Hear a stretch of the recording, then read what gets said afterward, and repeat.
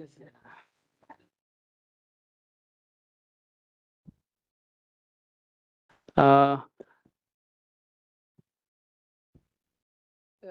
Good evening, madam.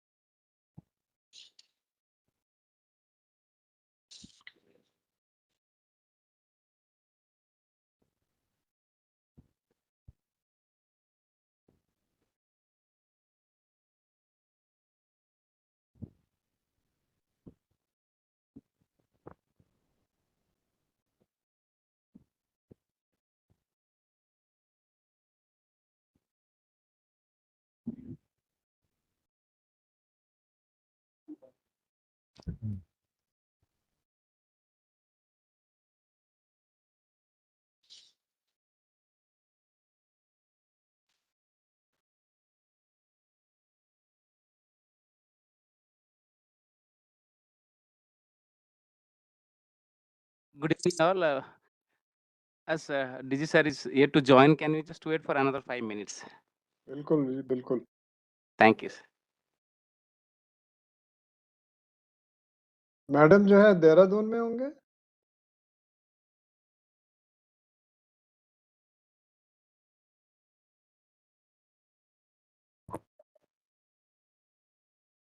Hello, yes, sir. नहीं, मैंने ये पूछा कि मैडम जो है देहरादून से पार्टिसिपेट कर रही हैं, यहाँ आ गई हैं बेंगलोर में. Dehradun, sir.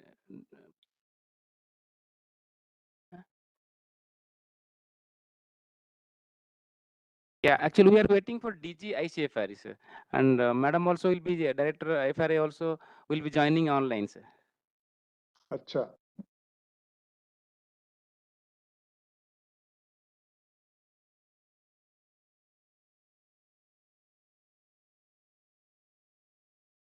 Both are from Indian Forest Service, no? Yes, sir. Yes.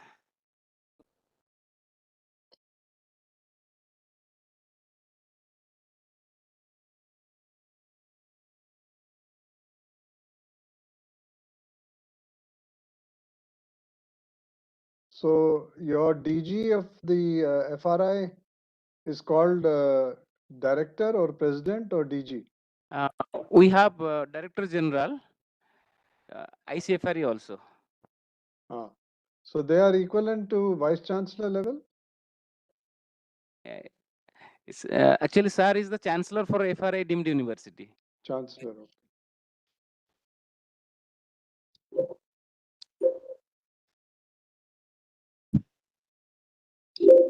So FRI is a deemed university under UGC. Yes, sir.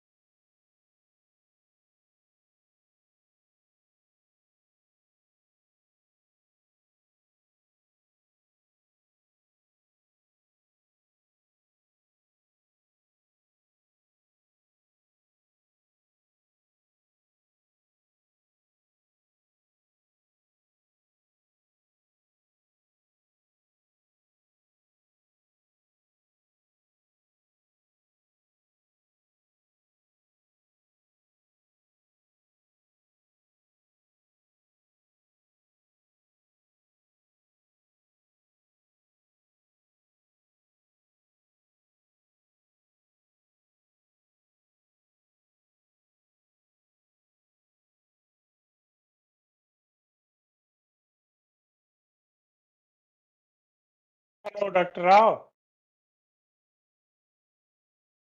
Waiting for DG to come. Good afternoon.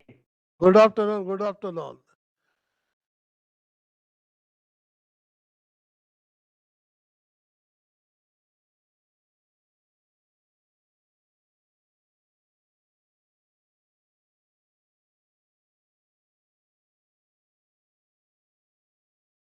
नमस्कार.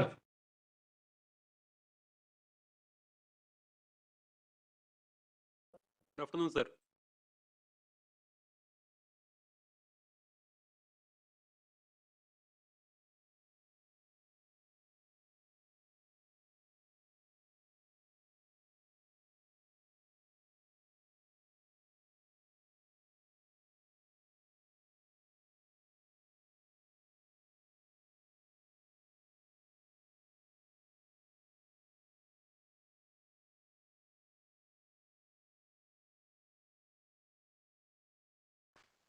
Uh,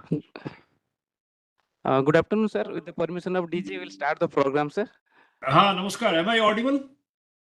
Yes, sir. Yes, please. Yeah, thank you, sir. Um, I'm happy to welcome all of you on this occasion of celebration of the Legends of Wood Science and Technology in India lecture series, which will be shortly inaugurated by our Director General ICFRE. Now I request the President of this Academy, Dr. R.V. Rao, sir, to welcome the gathering, please. Good afternoon to all of you. I am Dr. R.V. Rao, President of Indian Academy of Wood Science. On behalf of the Indian Academy of Wood Science, I am inviting and I am welcoming our beloved Director General, Dr. A.S. Rawatji, who not only agreed to inaugurate the lecture series of the Legends of Wood Science and Technology in India, but also deliver a special address to this gathering. Welcome you, sir. I also welcome the Director FRI, Dr. Renu Singh, who has agreed to address this gathering this afternoon. Now, I am welcoming the Director in charge of IWST. Naam, sir.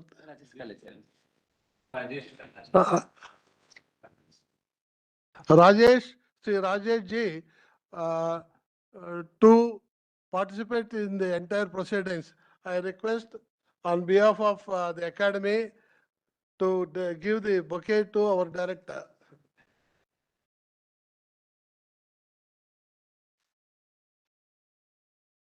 And we are conducting this lecture series, which is a brain child of Dr. K.S. Rao. And he could do a lot of research. He could do a lot of research. Really, he has been spending for the last 2 years to gather information of the legends of scientists who worked in India, especially of FRI and its institutes. And he could be able to gather a lot of information on Sonti Kamesam, a person who brought not only the name to the nation, but to himself. Today, I have their families gathered here and a few on online also. On behalf of the Academy, I request Ms. Anjali or whomsoever the senior most in their family to receive the bouquet. Whomsoever, please, please. Take it, take it.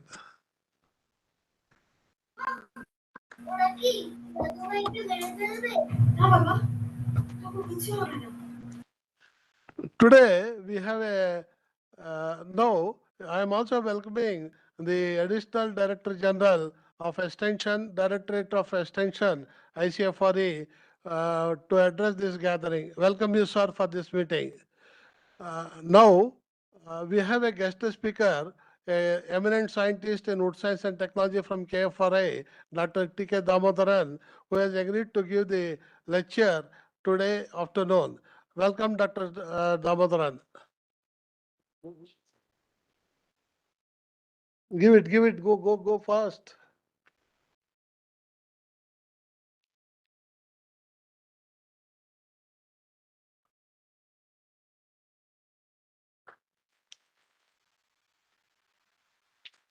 Now, I am very happy to introduce my senior colleague, former director of Institute of Wood Science and Technology, and also the president of the Indian Academy of Wood Science 3 times, I also happened to be the third time president, and he was ex-director. He was director for IWST in 1999, sir.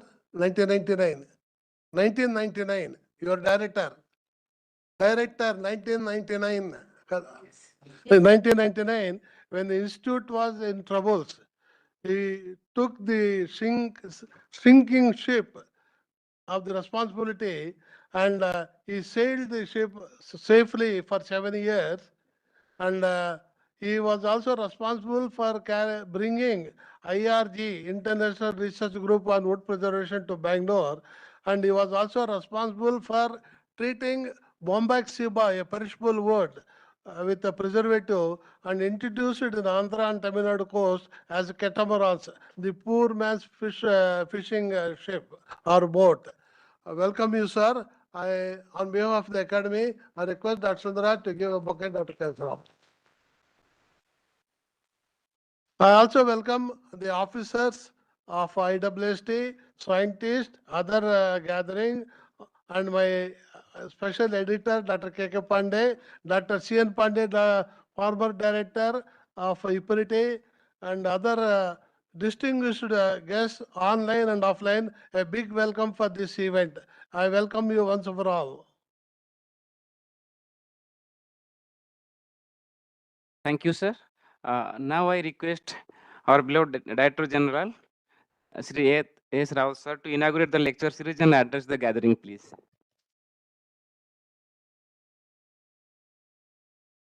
Good afternoon. It's my pleasure to deliver an inaugural address in this workshop, which is being organized in the remembrance of late Dr. Sonti Kamesam by Indian Academy of Science and Technology. The Indian Academy of Science and Technology was started by Dr. Narayan Murthy, an erstwhile officer of FRI Dehradun, in 1968, with headquarters at the then IPRIT Bangalore, and since then it has grown in leaps and bounds, inviting many national and international scientists, technocrats, academicians, and industrialists. The academy was headed by many presidents with well-known credentials. I'm happy that the present governing council has thought of conducting a lecture series on legends of wood science in India, like Dr. Sonti Kamesam in wood preservation, Dr. A.C. Sekhar, timber mechanics, Dr. Rahman, wood seasoning, Dr. Masani, timber engineering, Dr. K. Chaudhary, wood technologist, Dr. B.K. Bakshi, ethologist, and recent times, Dr. P.K. Sen Sharma, entomologist, Dr. Kedarnath, genetics, Dr. P.S. Rao, chemistry, Dr. S.K. Urkestha, wood anatomy, Dr. S.S. Rajput, timber mechanics, and many others who all belong to then FRI, presently ICFRI institutes. The only exception was Professor B.G.L. Swami, an eminent anatomist of repute from Madras Presidency, Chennai. And I'm really happy to inform you that we have gone through the books written by some of these legends while undergoing the training here in IGNFA. And in fact, Dr. Rajput has taught us. Today, I am very happy to be associated in this event of inaugurating the lecture series of legends of wood science in India, starting with late Dr. Sonti Kamesam, a scientist of international fame for his invention, discovery or formulation of chemical composition, which is worldwide known as ASCU. And still, we have not found, I will just say, a creditable substitute of this ASCU that brought name and fame not only to individual and also to the country. Dr. Kamesam, who was working in FRI during pre-independence of India, had some technical issues with organization regarding his invention, resulting in constitution of a committee headed by the late C.V. Raman, who proved the innocence of Dr. Sonti Kamesam. With the advent of restriction of the use of chemical causing carcinoma, restrictions were put for its use. However, in certain cases, ASCU is still preferred water-based preservative. I'm really happy that Dr. T.K. Damodaran, who was in fact our Chair of Excellence also, Wood Science and Technology at IWST Bangalore, has been chosen by Academy to deliver the first lecture. And in fact, he has submitted a voluminous report regarding what should be the action plan of ICFRE for next coming years. And we are going through that, and certainly we'll come out with some, the gist of that report so that we can follow his recommendations. On behalf of ICFRE, I wish the program a great success and kindly interest to the researchers, young researchers, scholars, students of wood science and forestry, a new interest in the research endeavors. I declare the lecture series open and wish the program a great success. Thank you very much. Thank you, sir. Okay. Yeah. Dr. R.V. Rao wants to say something, sir.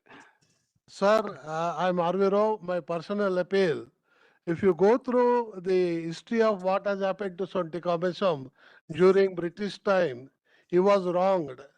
And it is high time, since it is independent India, we have to restore back the respect and dignity which he deserves. I personally appeal that ICFRE may consider in conferring the Scientist of Excellence, which there is an award in ICFRE, which is given in forest utilization with a due all formalities.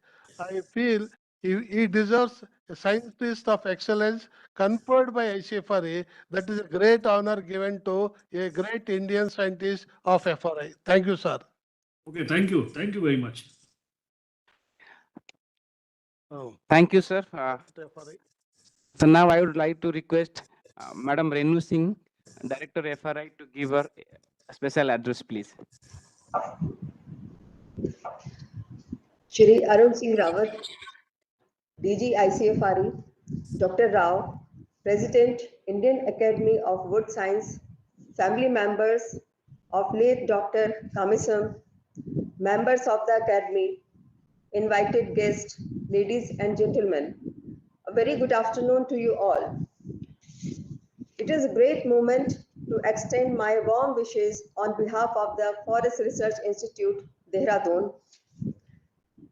I congratulate the organizers of the workshop for remembering the legend, late Dr. Sonti Kamesam, inventor of the world's best known wood preservative, CCA. Wood, a renewable material, occupies a prime position as a raw material.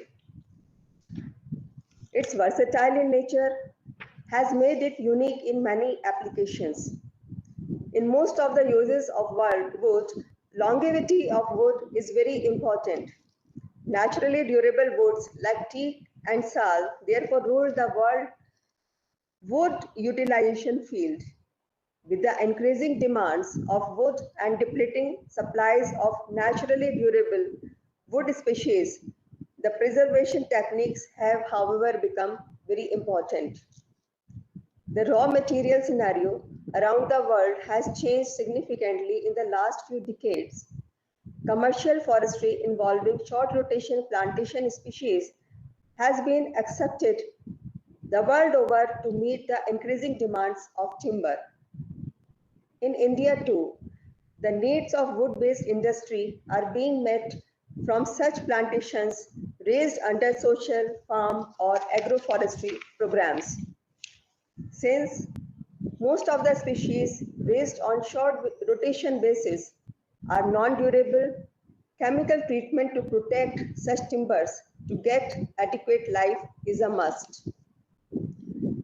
Forest Research Institute, Dehradun, has a glorious history in the field of wood preservation, having given the world copper, chrome, arsenic and copper, chrome, boric, the two most used fixed type waterborne wood preservatives of today.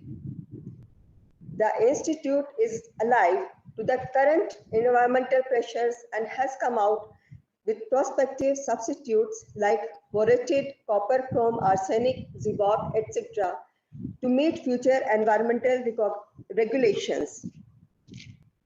Wood preservation is one of the most important applied discipline of wood science and technology, by which the life of non-durable timber species can be increased 5 to 8 times. Expanding wood availability on sustained basis by getting enhanced service life has assumed great importance in the current wood deficit situation and environmental pressures on preservation of forests. Wood preservation on scientific and modern lines was introduced in India by Sir Ralph Pearson of the Imperial Forest Service in the year 1908. The credit for next stage in the development of wood preservation in India goes to Dr. Sonti Kamesam. His early experiments were on the evaluation of the natural durability of various species of timbers. He then turned his attention to the development of a suitable wood preservative of the water-soluble type and succeeded in developing the Kamesam preservative in collaboration with Professor Falk of Germany. He continued this work in India and after about 2 years, he improved upon the name ASCU in 1933. This brought the Forest Research Institute international recognition and placed Dehradun prominently on the world map in the field of wood preservation. During the Second World War, when it became very difficult to procure arsenic pentoxide, Dr. Kamesam developed copper chrome boric composition substituting boric acid for arsenic pentoxide. He also designed various structures using treated timbers and thus opened a new line of research in timber engineering in India. The longest surviving structures at FRI is Cheer Pine Hut, treated with CCA, built in 1935, and followed by CCA treated Bamboo Hut, built in 1955. However, growing concerns over environment, human health, and mammalian toxicity of uses of certain chemicals in wood preservatives have led to imposing restrictions for their application in specific situations like residential buildings, deckings, plywood ground equipments, etc. in a few countries. There has been a dip in the uses of CCA from 2004 following findings of the Environmental Protection Agency of USA and discontinuation of manufacture of chromated copper arsenic treated wood products voluntary by American manufacturers, but it continues to be used extensively for several commercial, industrial, marine and non-residential applications. Issues like rapid loss of biodiversity, unsustainable utilization of resources, and all the more important, climate change have taken center stage in global debates in the new millennium. And the technologies that can provide mitigation solutions will obviously be in a greater focus and demand in the decades to come. Dr. Kamesam worked in times when such issues have not yet gained as much attention. Even then, he recognized his invention's potential in tree diversity conservation, observing that a tree saved is a tree grown, and it is wood preservation that makes one tree serve the purpose of even 4 or 5 trees. Dr. Kamesam surely was an unusual, towering, and impactful figure in the history and development of wood science. The workshop, arranged today in remembrance of late Dr. Sonti Kamesam, a legendary in wood science and technology by the Indian Academy of Wood Science, is an excellent way to remember and pay tribute to an outstanding Indian wood scientist and the legacy he left behind. Once again, I would like to congratulate the organizers for organizing such events and wish all the success to all of you. Thank you. Thank you, madam, for highlighting the importance of efforts made by Dr. Sonti Kamesam in developing a formulation which ruled the world for decades. Thank you once again, madam. Now I would request Sir Rajesh Kaleja, sir, Inside Director, IT, to address the gathering, please. Thank you, Anil. Respected DG, sir. Respected Director, ma'am, FRI. The distinguished family members of Dr. Sonti Kamesam. All the other members of the ICFRE family. It's only today morning that I discovered that the chemicals I studied when I was an undergraduate student, the Kamesam and ASCU, were invented by the same person. And it was also interesting to study about what he achieved on a larger scale, not only at the scale of India, but also on the world stage on wood preservation. And coming from a family of illustrious people, because his father was a trained engineer and also a lawyer, and Dr. Sonti Kamesam's eldest brother was the first Indian Chief Secretary of Madras and also later Governor of Bombay. His one more brother was a professor of mathematics, and another brother was a doctor who contributed immensely towards public health. So it's no wonder that Dr. Sonti Kamesam went on to become one of the most illustrious scientists in FRI and also in the world. And it's quite interesting to study about, like what Dr. Rao told about what has happened in FRI when he was a scientist, about the chemical he invented and the reluctance of his own bosses from Europe who were unwilling to accept his merit. And after resigning from FRI, he came down to Bangalore and started his own consultancy. And actually, if we read his biography, even though I could read only briefly about his biography, it's very clear that he was a man far ahead of his times. Because in 1930s and 1940s, he was proposing wooden bridges and also substituting steel with wood for buildings, which we are seeing now that we should use more wood and grow more wood. And had he got more time, because it's unfortunate that he passed away when he was only 55, and had he got more time, I'm sure that probably he would have taken the usage of wood for a much greater heights. I'm sure that today, in the coming sessions, we'll learn more about the scientist, the man, and also his work from Dr. T.K. Damodaran and also from his family members.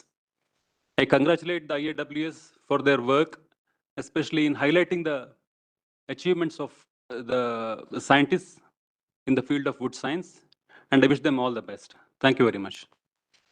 Yeah. Thank you, sir. Thank you. Thank you for highlighting the credibility of Dr. Sonti Kamesam, sir. Now I would like to request Sri A.N. Singh, sir, ADG Extension, to address the gathering, please.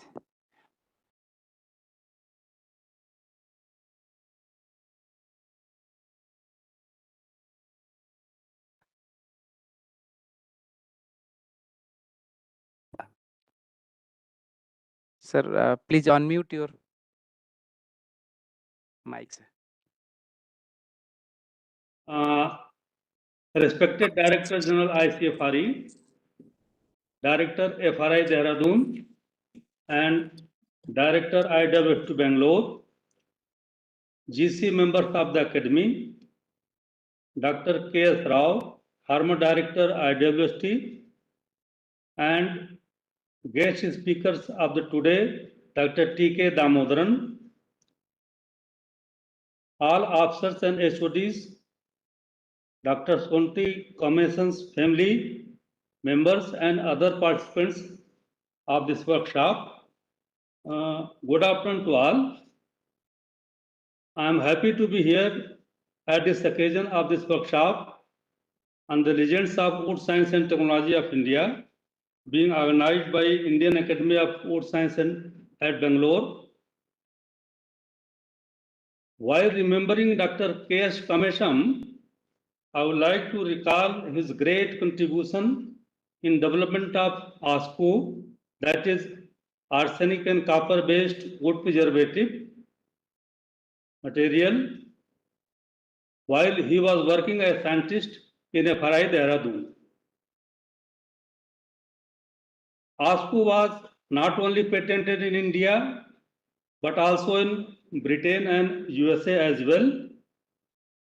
We all know that ASCO food preservative has helped immensely in providing great protection towards biodegradation of timber material.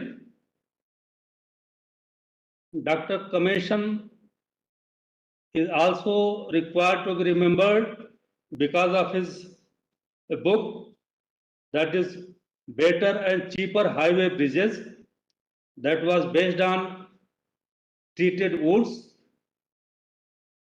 On this occasion, I express my best wishes for the success of this program and a fruitful discussion after the talk delivered by Dr. T.K. Damodaran, ex-chair of Excellence, WST at IWST Bangalore. Any help from the Extension Directorate of Council will surely be extended to the Academy as and when required. I thank the organizer of this workshop for giving me this opportunity and wish again for grand success of this workshop. Thank you all. Thank you, sir. Now, I would request Dr. R.B. Rao and Madam Anjali to introduce the family members of Sonti Kamesam. Thank you. Yeah.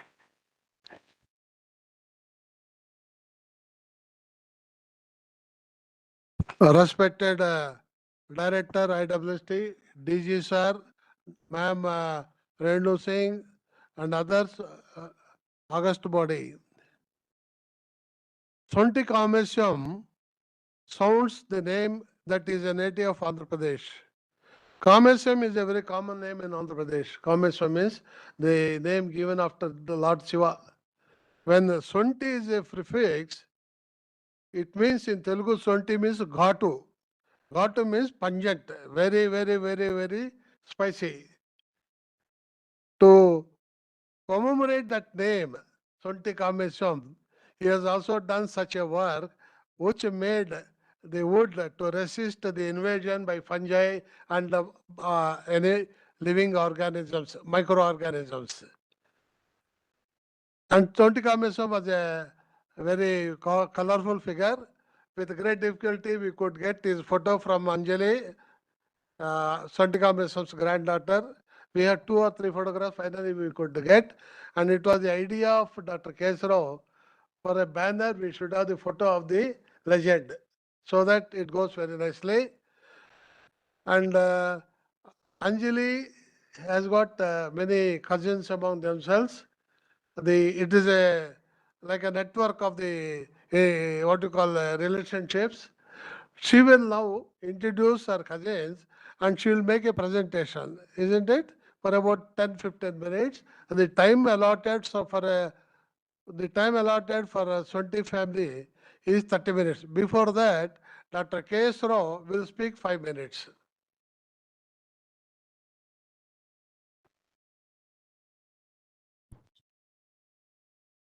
Respected DGIC for distinguished gathering consisting of directors, deputy director general, senior scientists, and the family members of Dr. Sonti Kamesam.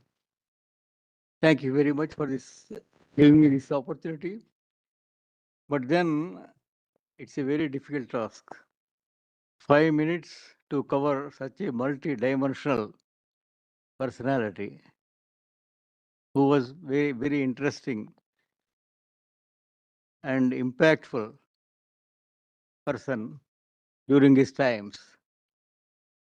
I have been tasked to introduce him, but already I think a lot of introduction is over.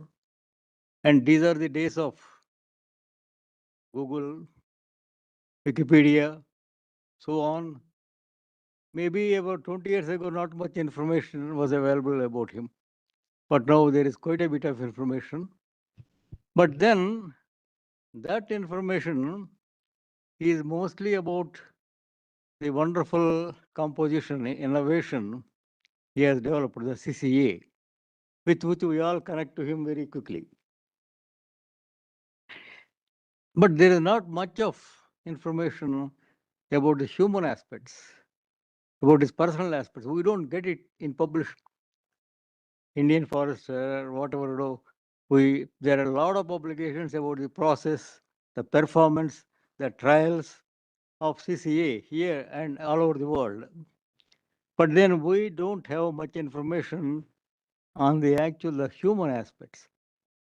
When we read about Dr. Sonti Kamesam, I felt, we don't know much about him, that aspect.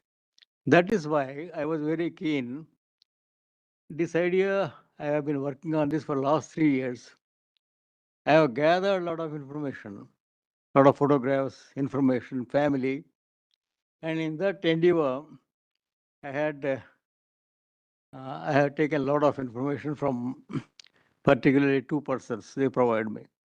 One is Vepa Kamesam, Sri Vepa Kamesam. He was the deputy governor of RBI, retired. And the other is Mahesh Bhaiya from Visakhapatnam. Both of them were great, I think, great grandsons, great grandnephews of Dr. Sonti Kamesam. They provide me a lot. Thank you very much, both of you. And we have plenty of information. But then I find now, following me, there are scientists who are going to present a lot of information about his technical achievements, professional achievements. And then Dr. Damodar is here. He will definitely give us a lot more information. And then we are fortunate to get on board many family members. Thanks to the leads provided by, I said, Mr. Kamesam and then Mahesh Bhaiya. And they are all here, including, I think most of them are grandchildren, great-grandchildren. So we can't get more authentic information about his personal aspects than from his own family. Thank you very much, Madam Anjali and all of you. We are very happy you are all here. Now, my task, as I said, is very daunting because a lot of information is available, a lot of already distinguished my predecessors have already spoken about, DJ Saab has spoken about it. So what I have to do, I will not talk. And then there is that wonderful publication by his first grandson. His first grandson, he is he is with us, and he will be. He is, in fact, he brought out a wonderful booklet article on Sonti Kamesam, which we all might have seen, and he is with us, Marty Subramaniam. He has co-authored. With a project of wonderful book. A lot of, I think, I consider that as the most comprehensive account about Dr. Sonti Kamesam, covering different aspects. So where it leaves me, and then personal aspects they are taking care of, professional aspects. My Dr. Damodaram, all other speakers will be taken care of. So I thought, with your permission, yes, just few minutes. What actually we get from the story of Dr. Sonti Kamesam? What it shows, the life, and what are the messages? I just summarize. It will take 2 minutes. In the general way, for young scientists, dream big, shed the imposter syndrome, complement excellence in your work with confidence, self-belief, and courage of conviction. He has shown it. He has opposed the entire system to get things clear. In a general way, the phenomenal success of Dr. Sonti Kamesam was due to his extraordinary ability to combine science, technology, engineering, and a rare understanding of markets. Such rare talents need to be detected early and nurtured with care. If we find the new education policy, NEP 2021, has several components aimed at promoting the market university concept and transforming them as growth engines through establishing UIRS, University Industry Research Centers. Over 1,000 such UIRS centers are already in vogue in USA, boosting applied research successfully. Forestry sector and wood industry in India have many opportunities in such developments. And then the third aspect is I would cover is respect the invention which made him very famous and rich. That is the CCA wood preservative. So from now on, CCA wood and wood preservatives in the changing world, where do they stand? There is greater recognition now than ever before for wood as the most sustainable and ecological material we have. Many initiatives are afloat worldwide, both governmental and non-governmental, to promote its wider usage. Technology-based utilization holds the key to harness all of wood's good.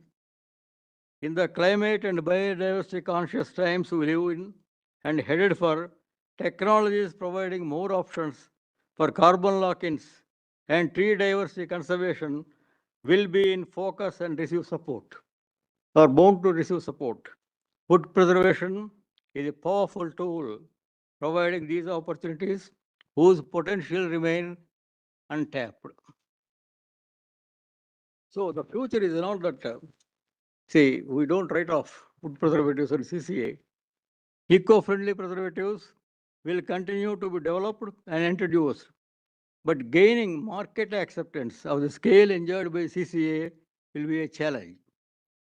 Till such time, preservatives like CCA will continue to be used for various applications, especially by adopting what are the best practices, industrial best practices, which are now identified and practiced.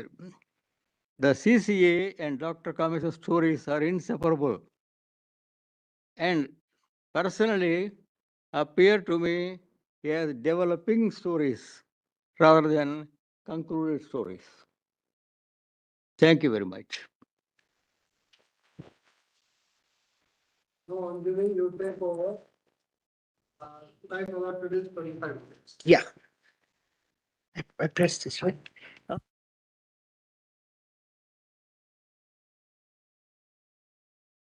Towards Yeah. your side. The first speaker from the Towards your side. This is stuck somewhere. okay can you can hear me? Yeah. The first speaker from the family is Professor Marty Subramaniam. Online.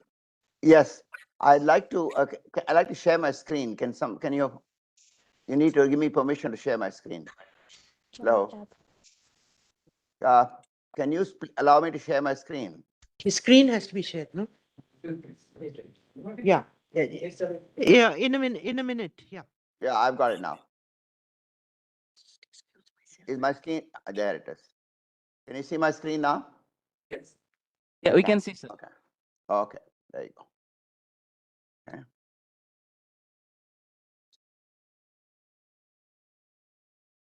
Second.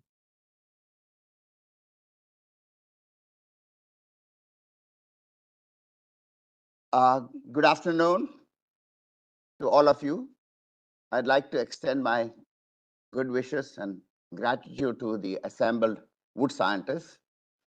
In particular, I'd like to thank Dr. Rao for making the efforts to organize this conference in memory of my grandfather. Dr. Sonti Kamesam was a remarkable man in so many ways and had a versatile career both in India and abroad.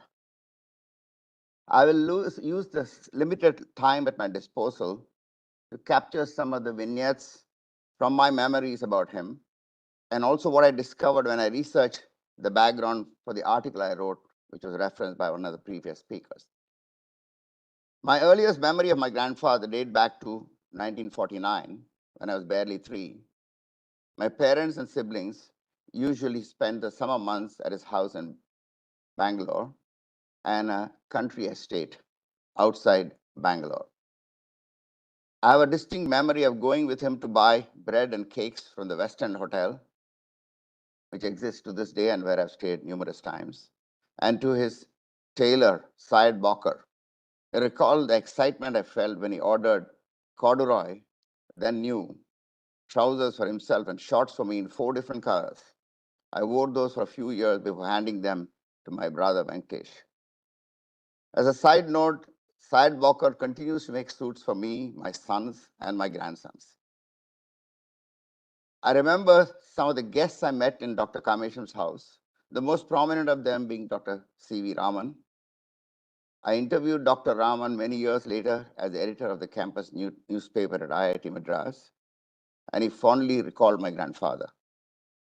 About 3 years ago, I decided to research Dr. Kamesam's life since I was curious about his many accomplishments. In many families,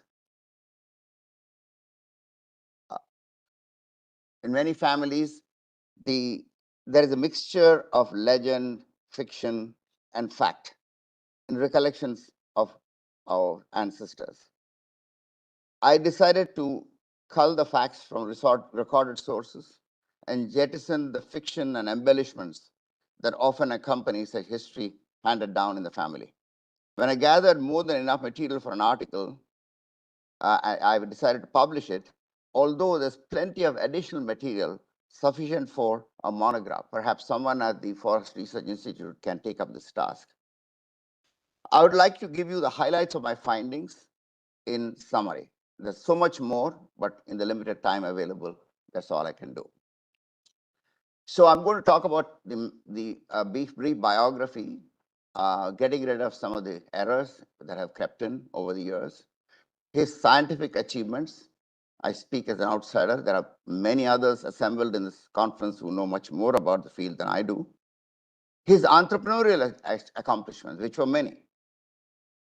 His contributions, personal contributions to art and architecture, and a dramatic example of it I will present, and what I've learned in my life from him. So this article that I mentioned is published jointly with Aparajit Ramnath, who's at Ahmedabad University, and is published in The Wire. Just for your information, when I was researching it, there's plenty of references to his work. In fact, there are 200 references. We're talking about pre-Google days in the Times of India during the 20-year span that we researched.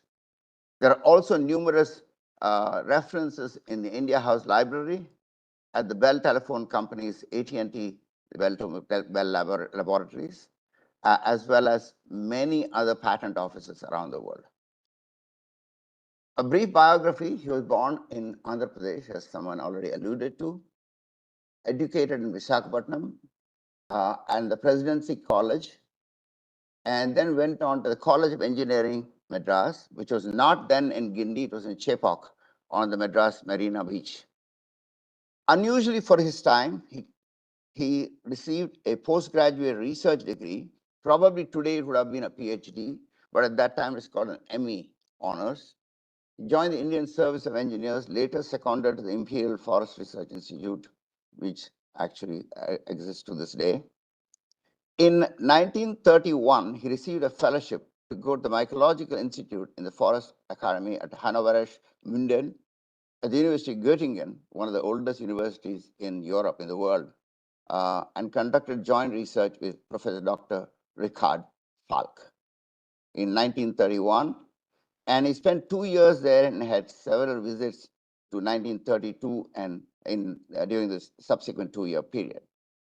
Dr. Falk, about whom much has been written, was himself a German Jew, and these were just before Kristallnacht, and we all know what happened to them during the subsequent years. But amazingly, he escaped and lived his last years in the United States. Subsequently, Sonti Kamesam received an honorary Doctor of Science from Andhra University.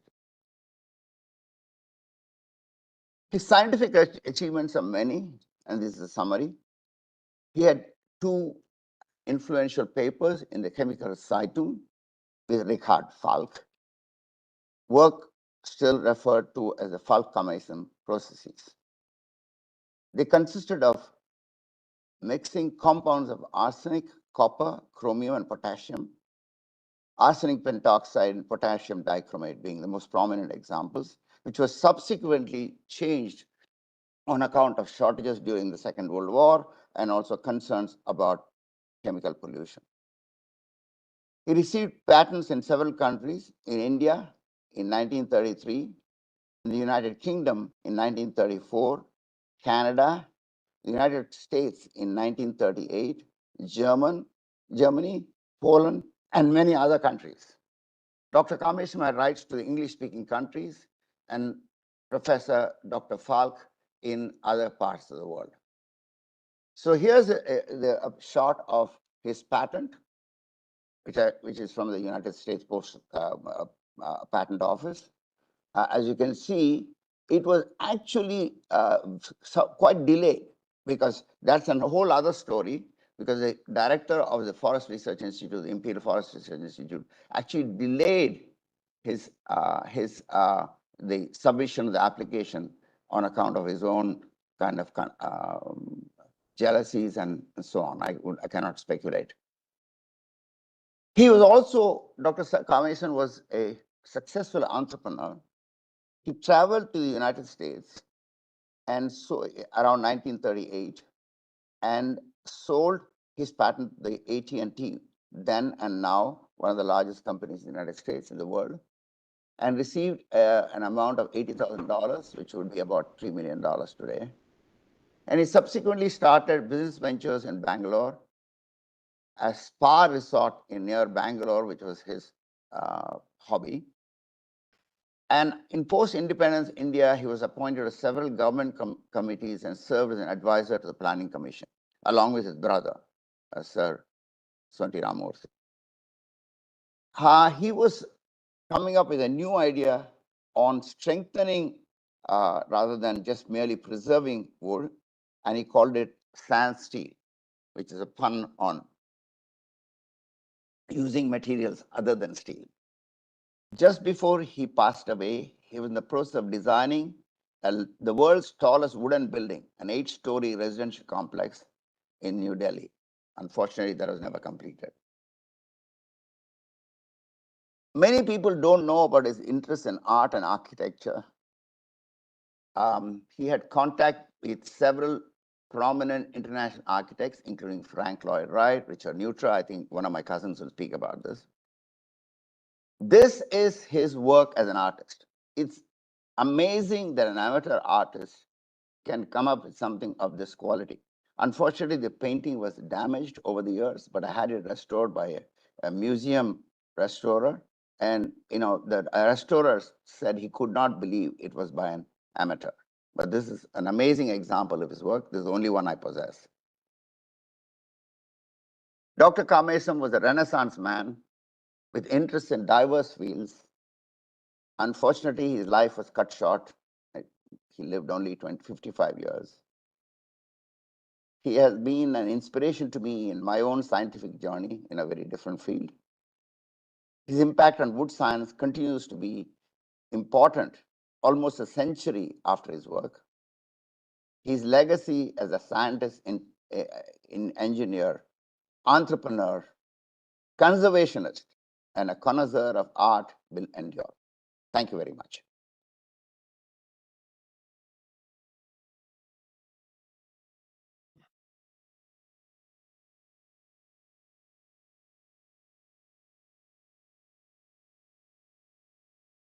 Sriram is Dr. Sonti Kamesam's eldest daughter's son.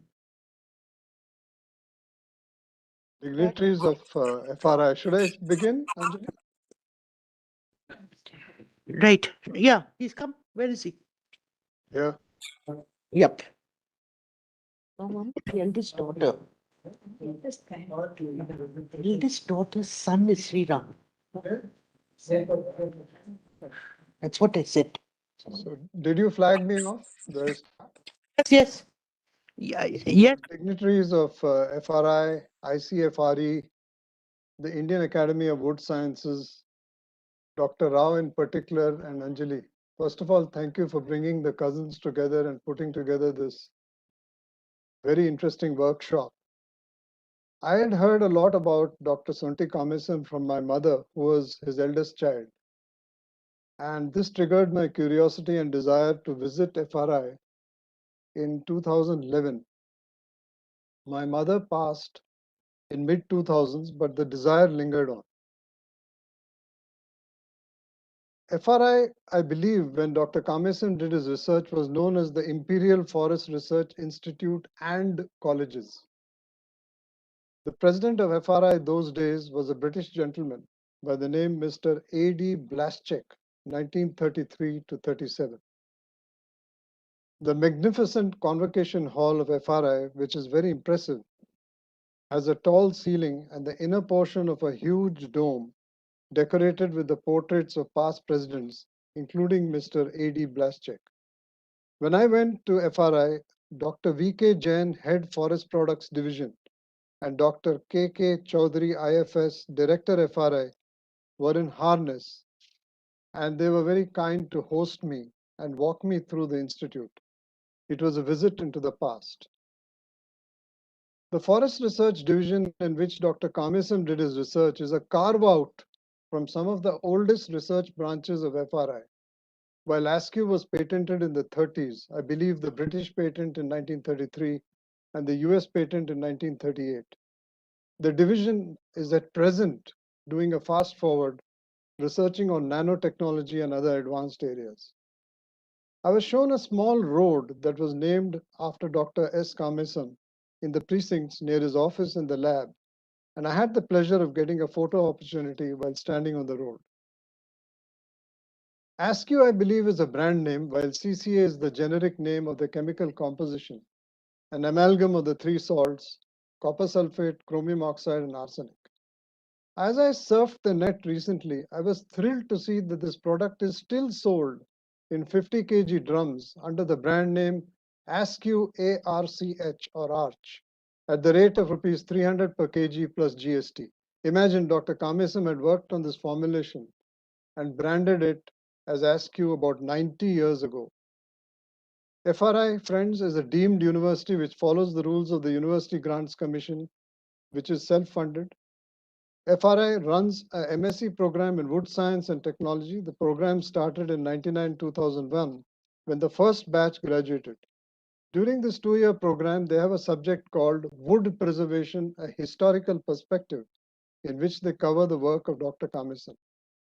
Clearly, as someone else said on the call, Dr. Kamesam was a 21st century thinker, an innovator, and a visionary. Dr. Kamesam represented the zeitgeist of a bold, out-of-the-box 30s. His personality and scientific temperament left a mark with indelible ink on FRI and leapfrogged the institute into an international orbit.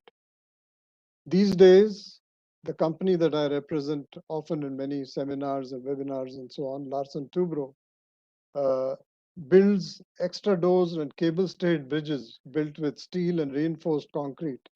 But his work in designing and constructing wooden bridges with a unique technology was indeed pioneering.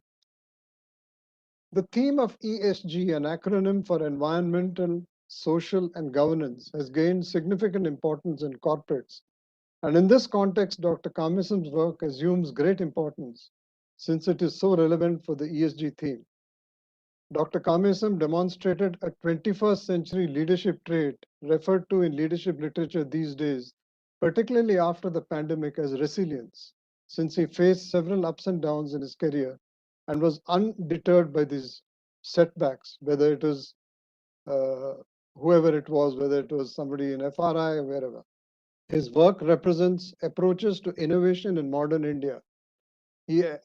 What is emphasized in the education in modern India, as one of the speakers referred to, is the National Education Policy 2020, which has terms such as multidisciplinary, interdisciplinary, and transdisciplinary.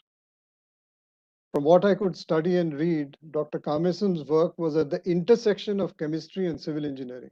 Besides, he had varied pursuits. He was a legend whose work gave meaning to these three terms in the true sense of the NEP. Thank you very much. Thank you, Sriram. Subha?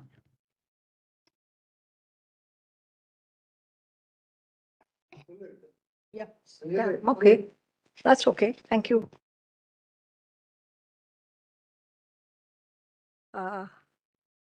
Hello, I'll introduce myself. I am the eldest daughter of Dr. Kamesam's eldest child. And my name is Dr. Subhashini Subramaniam. And I have a PhD in social anthropology, which can be viewed as a kind of sociology. So I will touch upon more the sociological and social anthropological aspects of his life. So I will start off by saying he was an Andhra Brahmin born in Narsapur, and his father was an engineer. And what was interesting was that he was what is known as a Varalu Abbai, which means in those days, he was not a very affluent person. He ate food in different Brahmin houses once every week. And I just want to focus on this to show how relevant caste was in those days, because he was a promising Andhra Velanati Vaidiki Brahmin, to which group I belong to. And his Mrs. Sonti Kamesam's uncle, who brought him up, thought he would make a good groom for his sister and got Mrs. Venkat Ramanaya married to Mr. Venkat Ramaya, whose name was Mr. Sonti Kamesam's father's name. So Mr. Sonti Venkat Ramanaya name is all the four grandchildren of the four sons, elder sons, are all named after Sonti Venkat Ramanaya. And Mr. Sonti Venkat Ramanaya became an engineer. And as pointed out by Mr. Rao, that Sonti means pungent, but it is actually a derivative of ginger. Sonti is dried ginger. So he was a Sonti, and his mother was a Vepa. And Vepa stems from the word, the famous neem tree. So she was equally astringent and very smart woman. And she had 7 children. And unfortunately, her husband died when she was very young. He was an engineer and he was touring and he contracted typhoid. And he died, leaving behind 7 children. And the youngest was, I think, 6 months old. And Dr. Kamesam was hardly 2 years old. Then they moved to Vishakhapatnam, to his maternal uncle's house. And he was kind of a father surrogate to him. And he married his cousin's daughter, who was my mother. She was of Vepa lineage. And her name, I think, was Annapurna. She was a very talented woman. She could play the veena and the violin at the age of 14 and a half and 15 when she was married. Unfortunately, she had 2 children, my aunt, my mother first, and then my aunt. And because she was not adequately clad for Dehradun, or whether that house was not properly cleansed, because I heard that a TB patient had died in that house. So whatever, she contracted tuberculosis and she passed away at the age of 17 and a half. That's my grandmother, my mother's mother, leaving behind 2 children who were looked after by their grandparents. Now, I would like to point out another point, an interesting feature, that Western research points to father absence as either children become wastrels or drifters, or they become overachievers. In the Indian context, this may not be very relevant because we always have extended families in some sense or the other to cushion the child. Further on, I go on to Mr. Kamesam's life itself. He studied first in Visakhapatnam, then he went on to study in to Chennai, which is today Chennai. In the good old days, it was part of the Madras Presidency, and he studied there. And he came to Bangalore when he was a student, and he saw the beauty of Bangalore and fell in love with it. And he said that one day I will settle here. And that came true much later. So I will not dwell much on his days at the FRI, except to say that he was a rebel in his own right, a brilliant man. And he also was, as part of being rebellious, had a kind of a running feud with his immediate boss, who was an Englishman called Trotter. And because of this, his patent was delayed because Mr. Trotter would not allow him to patent it in India. Then he requested a company called Calendar and Company to look into the work. Now, Calendar and Company was biased, and they did not give a positive report. So Dr. Kamesam, undeterred, went on to appeal to the government of India, who appointed Dr. C.V. Raman, who was became a later friend of his, to evaluate his work. And he gave a positive report of ASCII. And of course, I will not elaborate on ASCII because all of you know about ASCII. And after that, after his stint in FRI, he moved to Trivandrum, where he was advisor to the erstwhile Maharaja of Travancore, because as you know, it's a very rich timber state. He was there and he was ranked third. The first being, of course, the Maharaja, the second being Sir C.P., who was the advisor, third being Dr. Kamesam. And Dr. Kamesam had a couple of conditions. He said he would want the Manmohan Vilas Palace to be allotted to him to stay. 2, he would not walk backward when the Maharaja enters, but he would stand where he is. 3, he would not be bare-chested. So these 3 conditions were acceded to, and he became the timber advisor to the government of Travancore. There he built a beautiful bridge, which I don't know what happened to it. It's somewhere near Koilon. After which he moved to Bangalore sometime in the early 40s. And he built a beautiful house, which I remember as we used to spend holidays, as my cousin mentioned. There was an annex for the guests, and it was in Miller's Road, because I don't remember very much of the earlier years. But I can talk about when he was about 8 or 9, when I was 8 or 9. It was the most beautiful house one could think of, filled with artworks. It was a dream house, lovely gardens. It was in Miller's Road, which later on he exchanged with his elder brother. He moved to Laval Road, where he passed away. Thank you very much. And I also would like to add that I think not only his work, but he passed on some very interesting genes to all his grandchildren.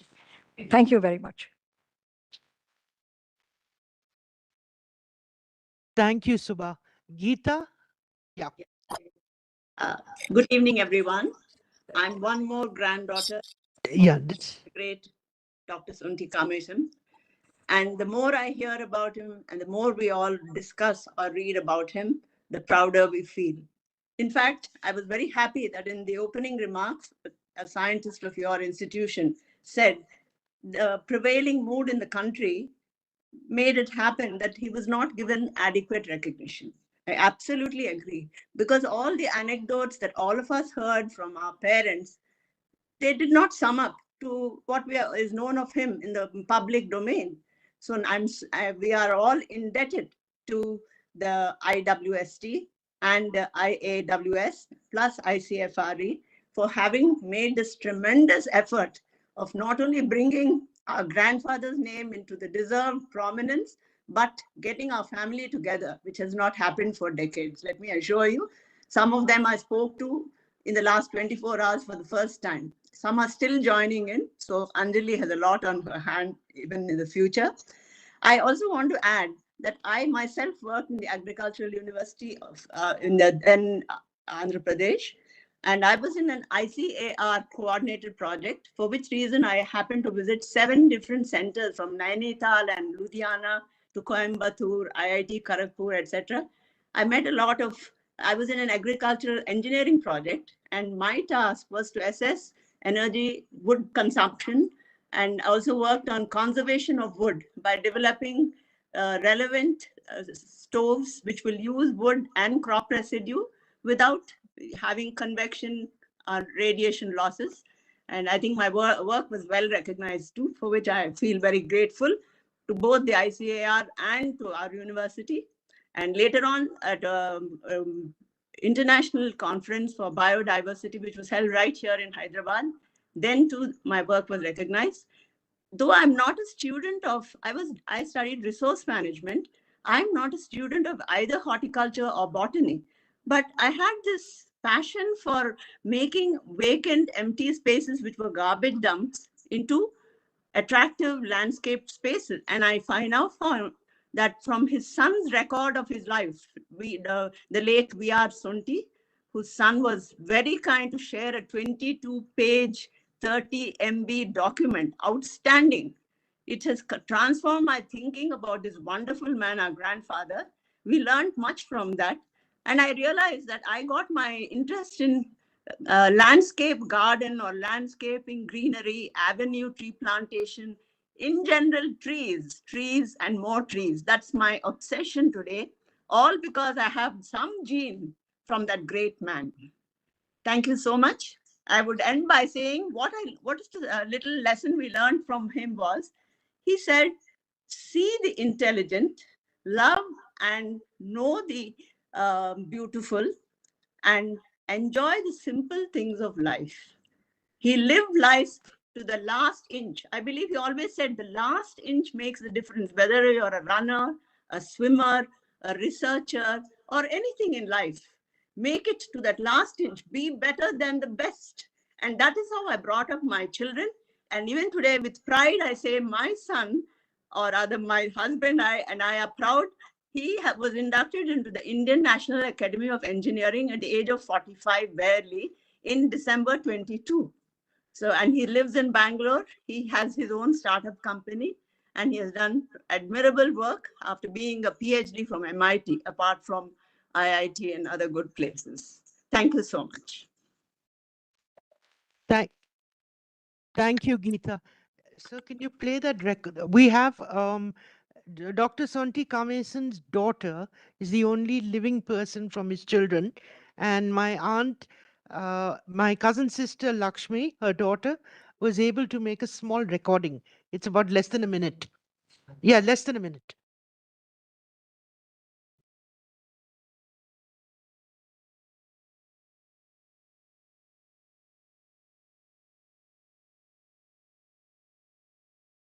It's playing the record. After that, I'll just show the slides.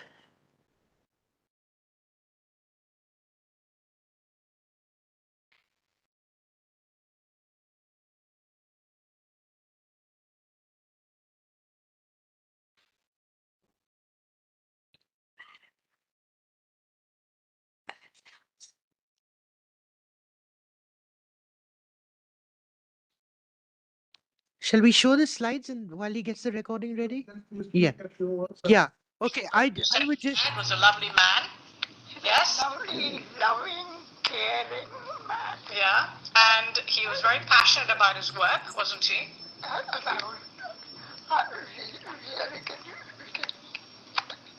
Did he enjoy his work? He loved his work. He loved his work. Okay. And he loved being.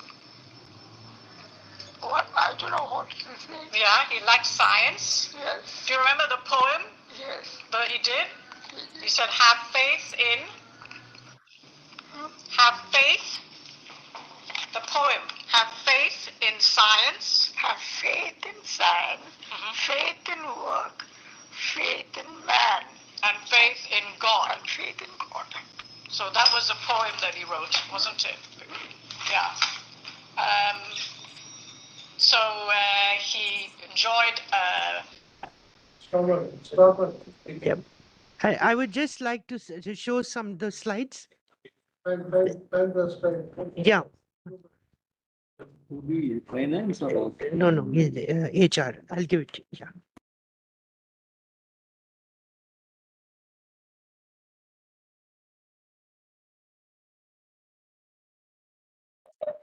And they're all his children. That's his signature. I think signature says a lot about the man. The man in the black sweater is Subbu. That's my mother, and the lady who just spoke, Lalita, in the photograph next to it. Above that is his eldest son, VR Sonti, his youngest son, Shivaji. Then with the cars is Rajeshwari, Subha's mom, and Annapurna is the photograph on this side, Geeta and Marti's mom. No, these are all his siblings. Okay, the next slide is, I think, his message, which is positive. Think and you can. That's his handwriting and his message. My mother talks about my grandfather as somebody who was an artist who painted sunrises one after the other, made them all learn art. His favorite painter was Alma Tadema, and another painter called Ingre, where he's told my mom told me that he would tell her, you can feel the skin on her body when you see the painting. He was, as an architect, I can tell you, he was far ahead of his times. Neutra is supposedly visited his house, and where he's had cantilevered wooden decks, and he did something very shocking for those days. He designed a toilet, a bathroom with a sheet glass. So because he wanted, when you were in the restroom, he wanted you to see nature, which is done in every resort hotel today. So he was definitely a man ahead of his times. Thank you. Thank you. And before we wind up, I would like to introduce his great grandson who's Yes, here. who's sitting here? Yeah, Who's the, Dhananjay, MIT scholar. whom my cousin Geeta referred to. I just want to inform just a couple of things about the family itself.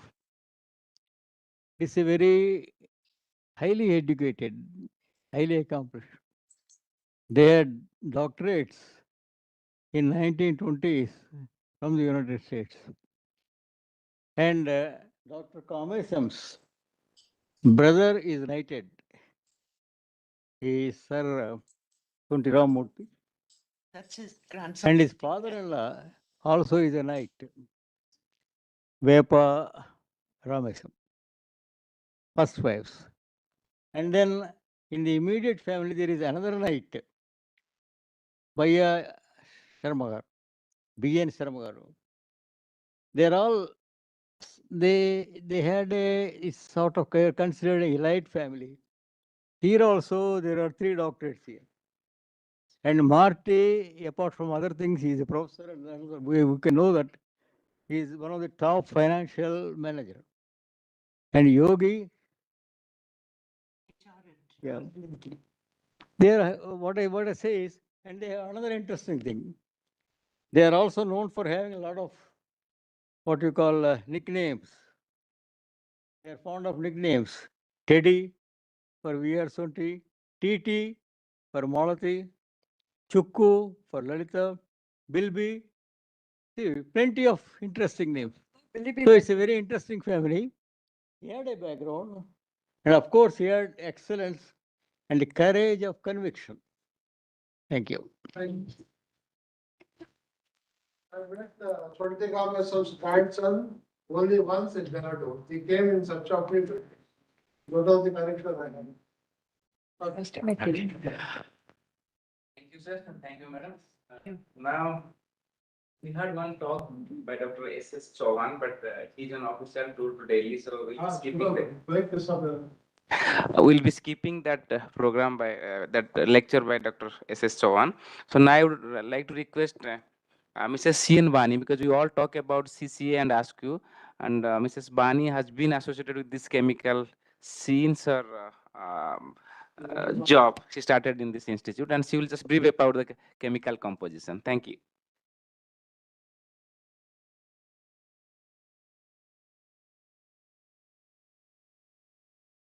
Good afternoon, all.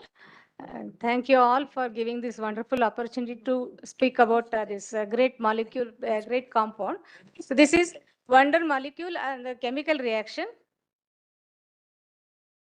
So increasing demand of wood in recent years as a raw material for various applications has changed significantly. Wood from short rotation plantation species raised or used for various applications requires chemical protections, mainly wood preservation, to get adequate life. Life of non-durable timber can be increased from 5 to 8 times. So from last century, the 20th century, we have seen many preservatives, wood preservatives of century, 20th century, there are very many compositions, but all are having some limitations. For example, coal tar, creosote were very popular preservative at that time, but it was having unpleasant, strong smell and a dark, it used to impart dark color to the wood material. And solvent-based preservatives were very efficient, effective preservatives, but they are all highly inflammable and it is not economical. And solutions of zinc, copper, and arsenics were there, but they were all having high leachable nature. Mr. Kamesam's journey of inventing preservative formulations. Everybody has told about Sir. Master Sonti Kamesam, a scientist engineer, had beautiful vision as far back in 1930s. He saw wood as a material for inexpensive housing construction by replacing cement and steel as a building material. So Mr. Kamesam's vision and the invention of wonder formulation, his dream to utilize wood in building construction led him to become a wood scientist. As a wood scientist, he visited Germany in 1931 and worked with the German colleagues Richard Falk in the field of wood preservation treatment methods. There he developed a Falkamations process. This is one of the wonderful wood preservation process. This invention, along with the subsequent research, resulted in new class of wood preservatives with path-breaking invention, fixation of arsenic in wood fiber through the addition of chromates, resulted in a new universally applicable wood preservation process for various applications. Invention of CC and CCB. Mr. Kamesam further developed effective formulation at FRI Dehradun on arsenic and chromium compounds added with copper ions to make ASQ, a chemical symbol of arsenic and copper-based preservatives. The timber was treated by pressure impregnation method with the formulated preservatives. These found to be very effective against termites, fungus, and had non-corrosive properties, reports from the FRI Dehradun. Mr. Kamesam developed CCB as a substitute for CCA in 1943. It has a chemical composition of copper sulfate, boric acid, potassium dichromate, except arsenic is being replaced with the boric acid. Chromated copper arsenate, it is one of the best inventions in the history of wood preservation in India. India is proud to have given a world a product that is very dominating for many years. CCA is a water-based inorganic preservative consisting of chromium in the form of potassium dichromate, copper as copper sulfate, and arsenic as arsenic pentoxide in a specific formulation. The advantage of these preservatives are toxic inorganic compound soluble in water. It is showing high solubility in water. It gives clean appearance to the treated wood and supports good surface finishing. Effective against both fungi and insects. It leaves the wood in a clean condition, even after a clean appearance after conditioning. It is not unpleasant to handle. Fixes well and imparts a good dimensional stability and fire retardancy in wood. This is the ideal preservative so far we have seen. What are the chemical constituents in CCA preservatives, sir? The major chemical active components in this composition is chromium 6, hexavalent chromium we'll call, copper 2, and arsenic 5. So there are many active compounds available in the form of chromium, chromic oxide, potassium dichromate, sodium dichromate. But the ideal compound what we are using is potassium dichromate. This is the effective formula we are using, effective compound. Copper in the form of copper sulfate, arsenic in the form of arsenic pentoxide. And it is in a specific ratio that is also very important. 3% of copper sulfate, 4% of sodium dichromate, the potassium dichromate, and arsenic pentoxide in 1%. So this application of CCA is a preservative that is most popular for many decades till today. The effectiveness of CCA in protecting wood from biological decay and insect attack has been demonstrated by various laboratory trials, field tests by many countries. The CCA treated wood is serving as structural material, fence posts, railway sleepers, transmission poles, mining, pit crops, crossbars, lagging poles, electricity and telephone poles, marine applications, and cooling towers. The uniqueness of this compound is, of this formulation is hexavalent chromium 6. It acts as a fixative agent by complex sequence of reactions undergoing reduction to chromium 3. The discovery of chromium 6 that could fix other metal salts in wood. Hence, copper sulfate was effectively fixed to wood fibers. This discovery was made by German scientist where he fixed this, he discovered ACC. That is also one of the best formulations. This breakthrough led to the discovery of ACC, that is acid copper chrome, in 1920, which consists of copper sulfate, dichromate salt dissolved in acetic acid. In 1933, Falk and Kamesam formulated a primary insecticide with a combination of dichromate salt along with the arsenic pentoxide. Mr. Kamesam further improved its performance against decay fungi by the addition of copper sulfate, as copper sulfate is a known fungicide, to formulate CCA. So the role of components, each component in CCA is chromium. The chromium acts as a hexavalent chromium in CCA acts as a fixative agent by complex sequence of reactions undergoing reduction to trivalent chromium, and it reduces the surface degradation by UV radiations and helps in the adhesion between wood surface and various polymer coatings. The copper, it acts as a fungicide. Copper ions show affinity for the coordination to certain groups like hydroxyls groups, thiols, amino or carboxylic acid, which result in the inhibition of enzymes or denature of proteins.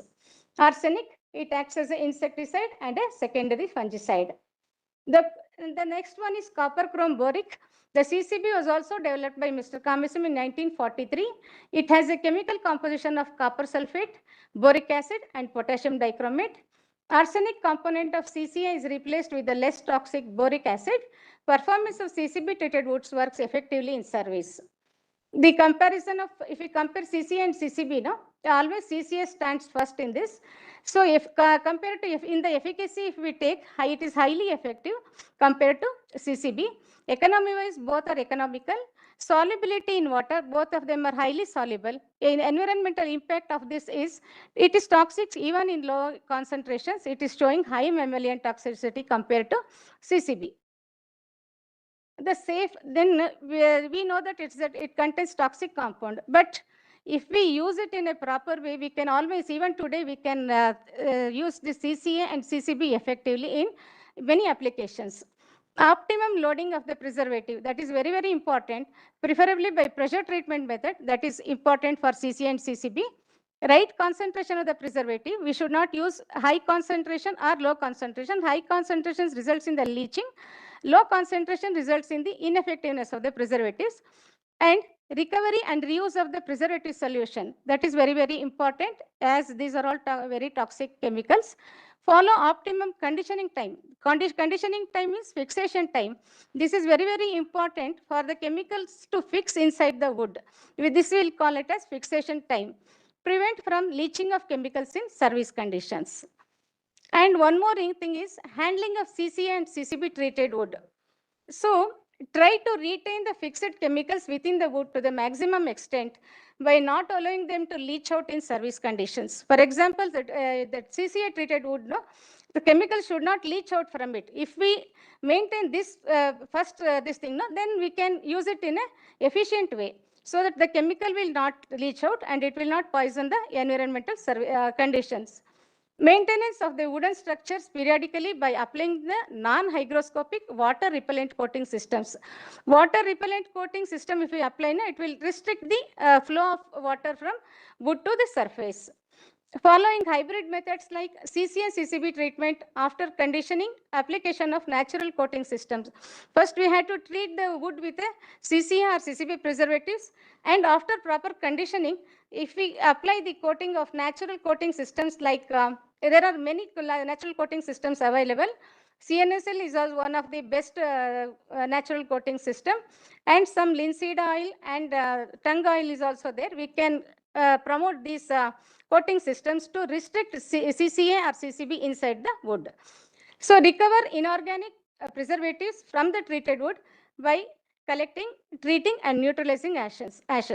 So what we had to do is we can, after usage, we can collect the wood material, and we can, after digestion, we can collect the metals back, and we can restrict the, that is the polluting the other, that is land or any any places. Recover the inorganic preservatives from treated wood by collecting, treating and neutralizing it to ashes. And then these are the references I referred about Dr. Kamesam's work and all. So, and to quote his Kamesam's this thing word, it is wood preservation that makes one tree serve the purpose of even 4 or 5 trees. It is true to today also. Then thank you very much for the patient listening. And I thank the Dr. R.V. Rao and others for AWS and to give an opportunity to speak about a few things about CC and CCV, sir. Is it possible to use it at home? Yeah, we can, because it is using, we can use it, but I told you, some safety measures we have to follow because it is highly toxic. Even in small dosages, it is toxic. No, buildings and all bridges, they're all treated with CCA. That's what we are doing. CCB, it can be recommended. Comparatively, CCB, it is available commercially. Commercially, it is available. Get the address for you. Yeah. Okay, thank you, madam. Thank you for briefing the science behind the CCA. Now I'd like to request Dr. R.V. Rao to introduce our speaker. Good evening to all of you. Once again, I'm happy to introduce my very good friend, my contemporary, my colleague, and my best partner also in wood science and technology, a healthy competitor in wood science and technology. That is Dr. T.K. Damodaran, retired scientist G, chief scientist and head wood science and technology, division of Kerala Forest Research Institute. He was also acted as a registrar of KFRI for a period of more than 3.5 years during his last phase of service. His area of expertise includes wood quality assessments, wood protection through preservative treatments, developing value addition, techniques for non-conventional and alternative timber resources like rubber wood, coconut stem, bamboo and rattans, introducing mechanical processing facilities for bamboo for the livelihood sustenance of marginalized bamboo artisan communities, as well as for entrepreneurs with modern business concepts, entrepreneurship developments activities, byproduct and waste utilization such as charcoal and activated carbon. He was responsible for setting up many wood, bamboo and cane processing industries in Kerala by way of developing DPRS.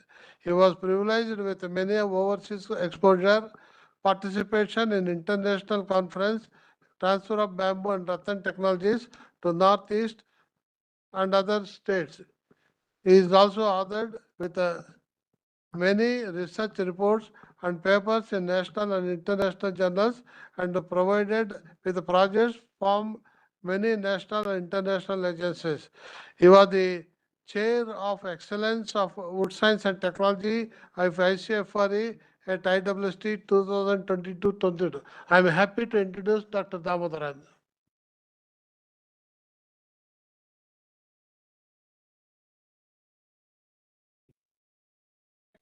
Yeah.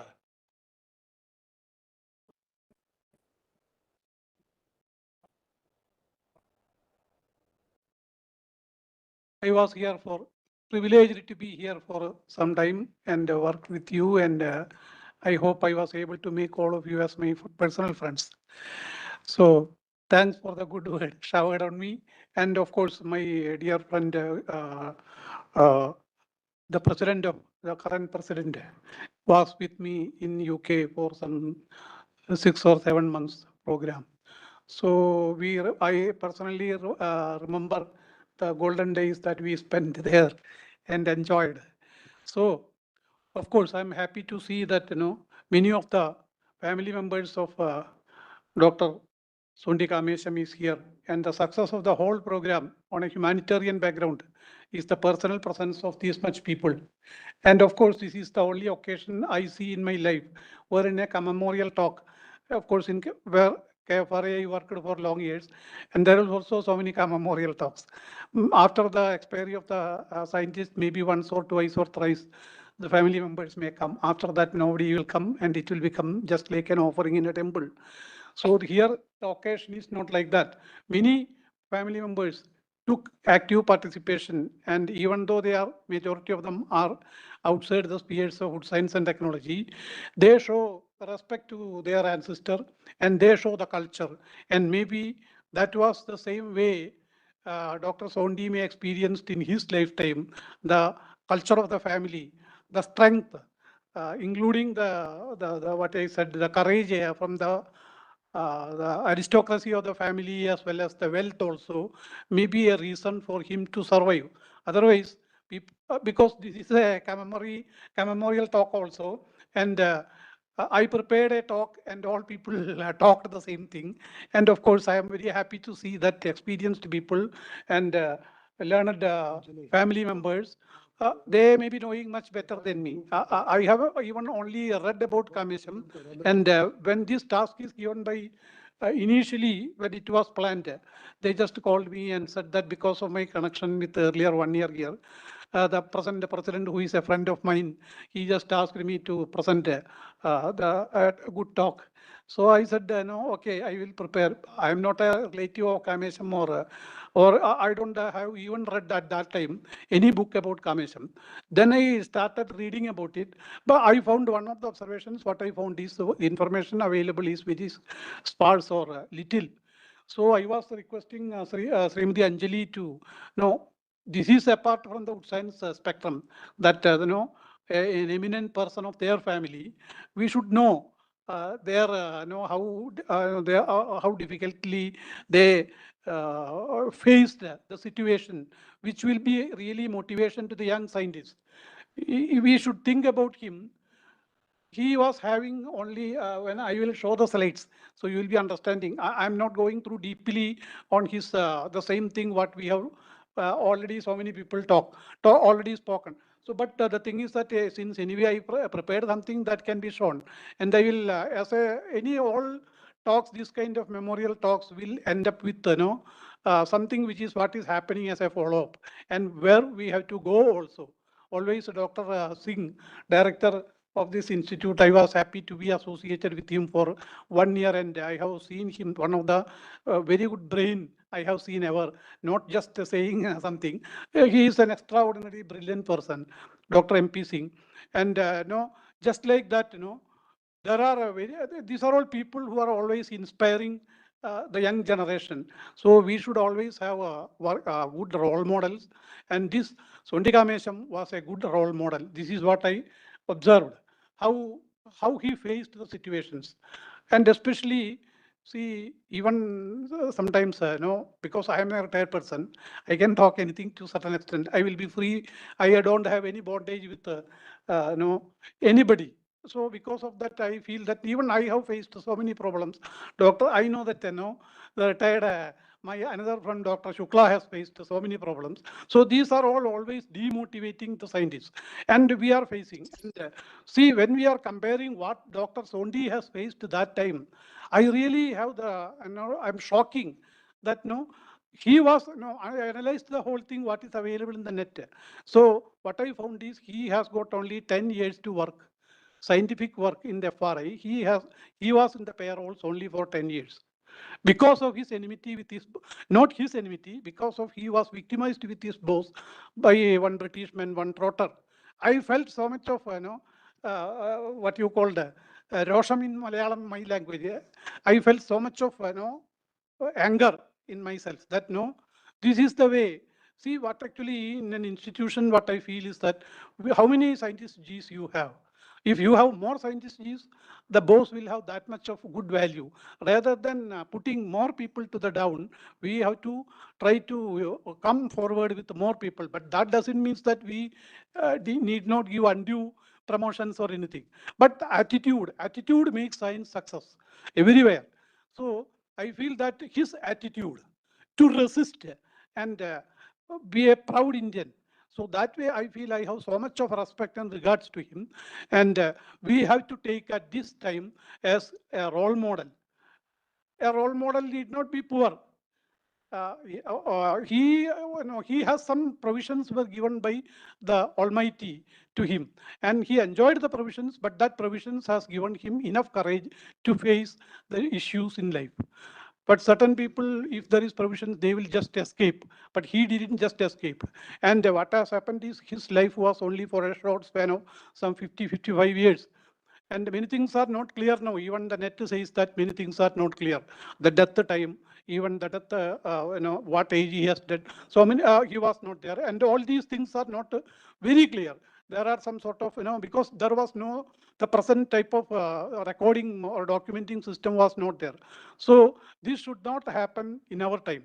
And what I requested to Srimati Anjali is to have some sort of foundation type of thing, to respect, to bestow, to their, this person of their family, to respect and make him as a role model to the coming generation of their family as well as all the scientists.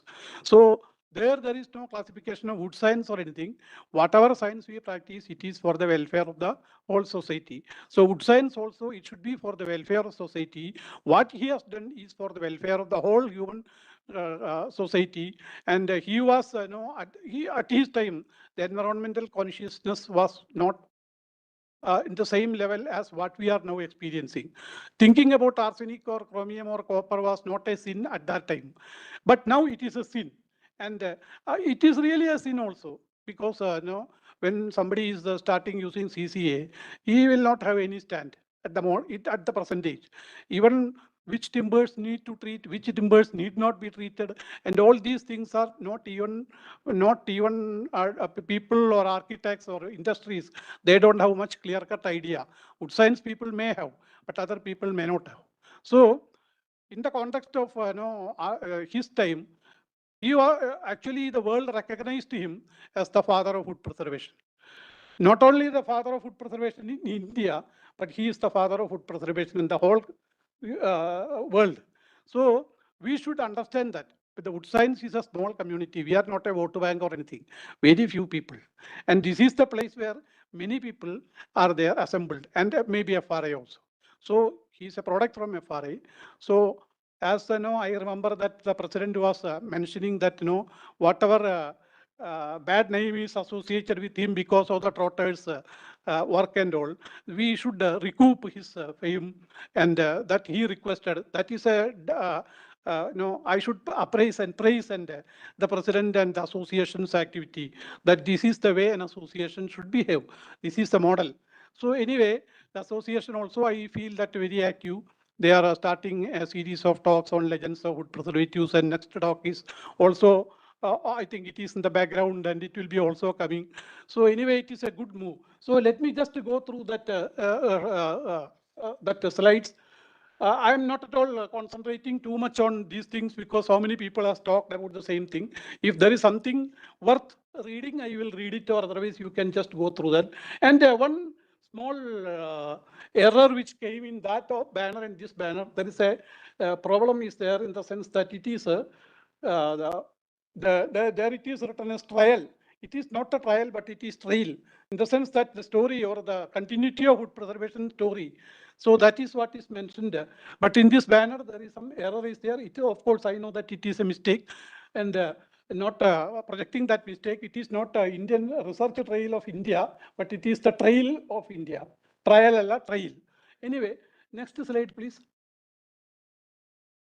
Again, as all people mentioned, he is a prodigy. No doubt, he is an intellectual aristocracy of the then Madras presidency. And now he is not only belongs to Madras presidency, he is a legend and intellectual aristocracy of the whole society or the whole country or even the wood preservation community of the whole world. Next one. See, this is what is published, and I have credited that the source surface reporter has said that no, the nation forgets the father of wood preservation, so does his hometown. It is again an article written by Sonti, his family member, Marty Subramaniam. And this is very right, and even I think the earlier IWST director also mentioned and in some interviews or something like that. So even he is forgotten in his own hometown people. That is not a crime from the part of people, but it is a negligency from the part of the scientists or scientific community. They can revive the people or the society. We should give due credits. So that's okay. That is the ill fate associated with these type of people. Even even in our contemporary society, many ill fates are associated with many scientists. So just like that, he was also associated with ill fates, even though he contributed too much. So now we feel ashamed. That much ill fate happened from the society to him. Next. And of course, as everybody has talked, this CCA is his contribution. And it has been used some 60 years. Now it is difficult to use, and CCA is, the credit is, of course, is to Forest Research Institute, the then Forest Research Institute, Dehradun. And of course, this is a talk to tribute to its inventor, Dr. Sonti Kamesam, on the father of wood preservation. Next. And of course, the family histories are all mentioned here, and I need not go it again. So it is, I only say that these family connections gave him enough stability to face the difficulties in his life. That is my conclusion. Next one. And this was a comment received from internet written by Marty Subramaniam. Of course, now we need not say all those things. He himself has explained all those things. But whatever information available is sparse. Maybe next one. And of course, his life history has been all narrated. Born in 1918, Vizag, school in Vizag. Then he studied engineering. He got the BTech, and then he took ME. But it is mentioned that from where he took the ME is not known in the net. They also said that it is not known. And I also watched the presentations by the family members, and even that also says, I am not doubtful about his ME, but saying that no, there are so much of gaps. So if the family can contribute or find out reason or a justification for doing some work on his life. Some research as said by Marty also in his talk, that is very much needed, and some foundation or something may be considered even by collaboration with the association as well as his family trust and all those things. Then after his getting his ME degree, he joined FRI Dehradun, and later he became the head of wood preservation and timber development also. Then later they came with the conclusion that this man need to be thrown out. So that is the way the head always used to get something after their contribution. So that happened here also. I am bold enough to say that. I don't have any fear in saying that.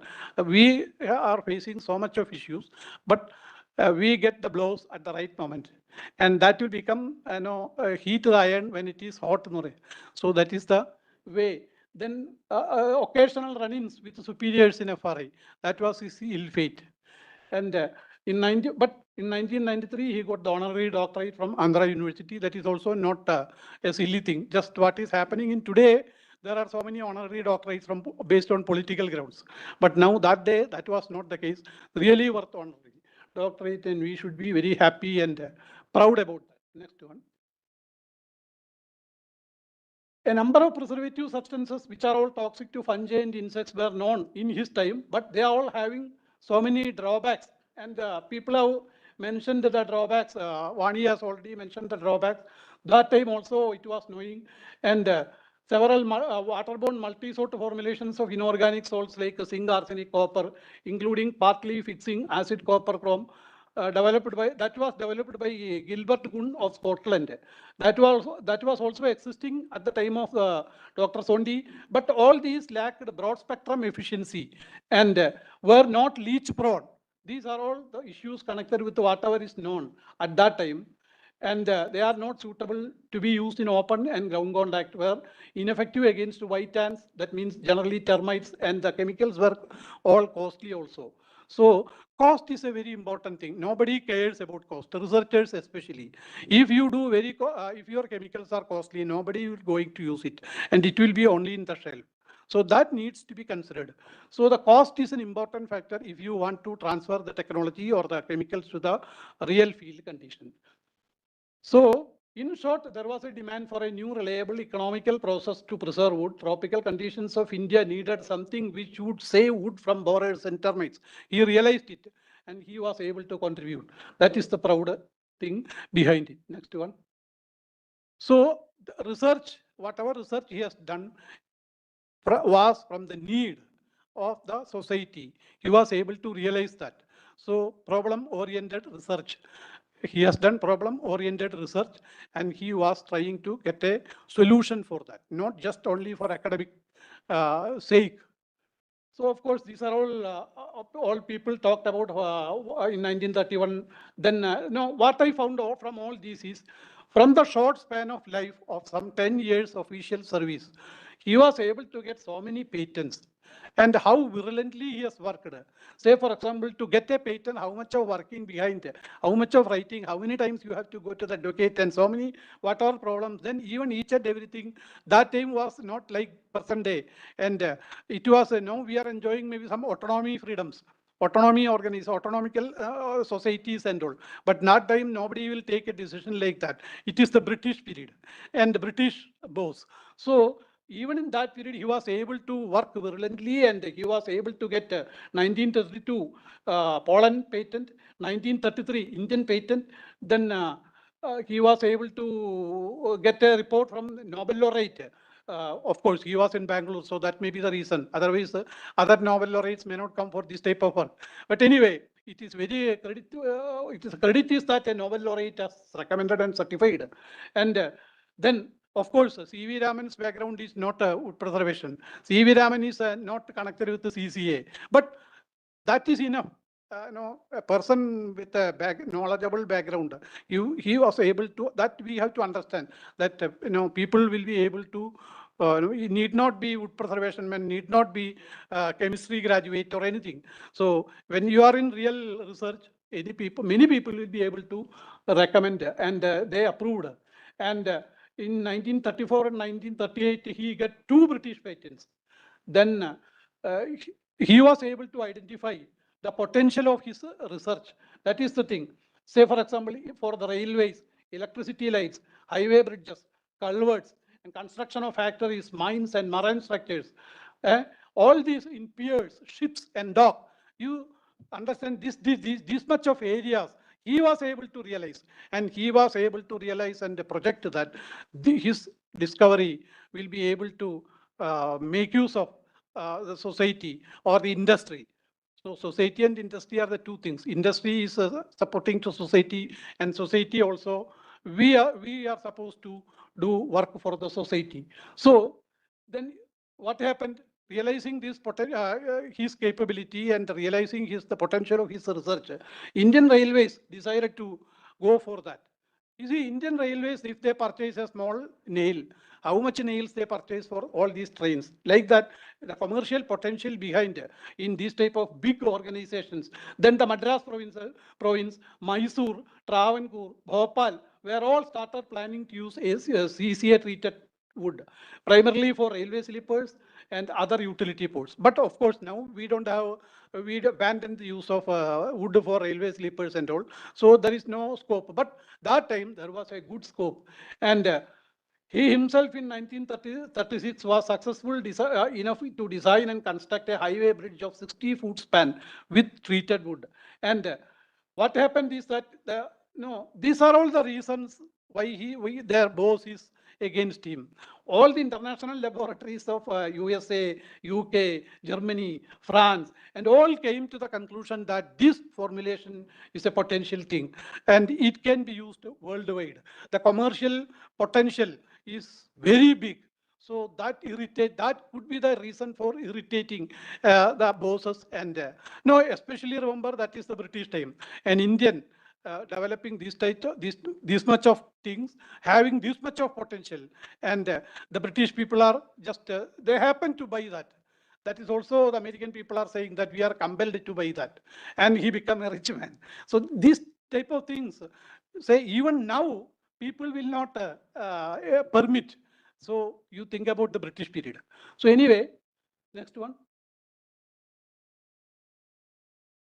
So in 1938, FRA, what happened in his lifespan? In 1938, FRA recommended the whole thing and published a 45-page special report, SQL wood preservative, giving the background to the process, results of experiments made to date, and instructions to users. They issued that one. And he got US and Canadian patents for CCA in the same year. Then in when it becomes 1937, he got American trademark also.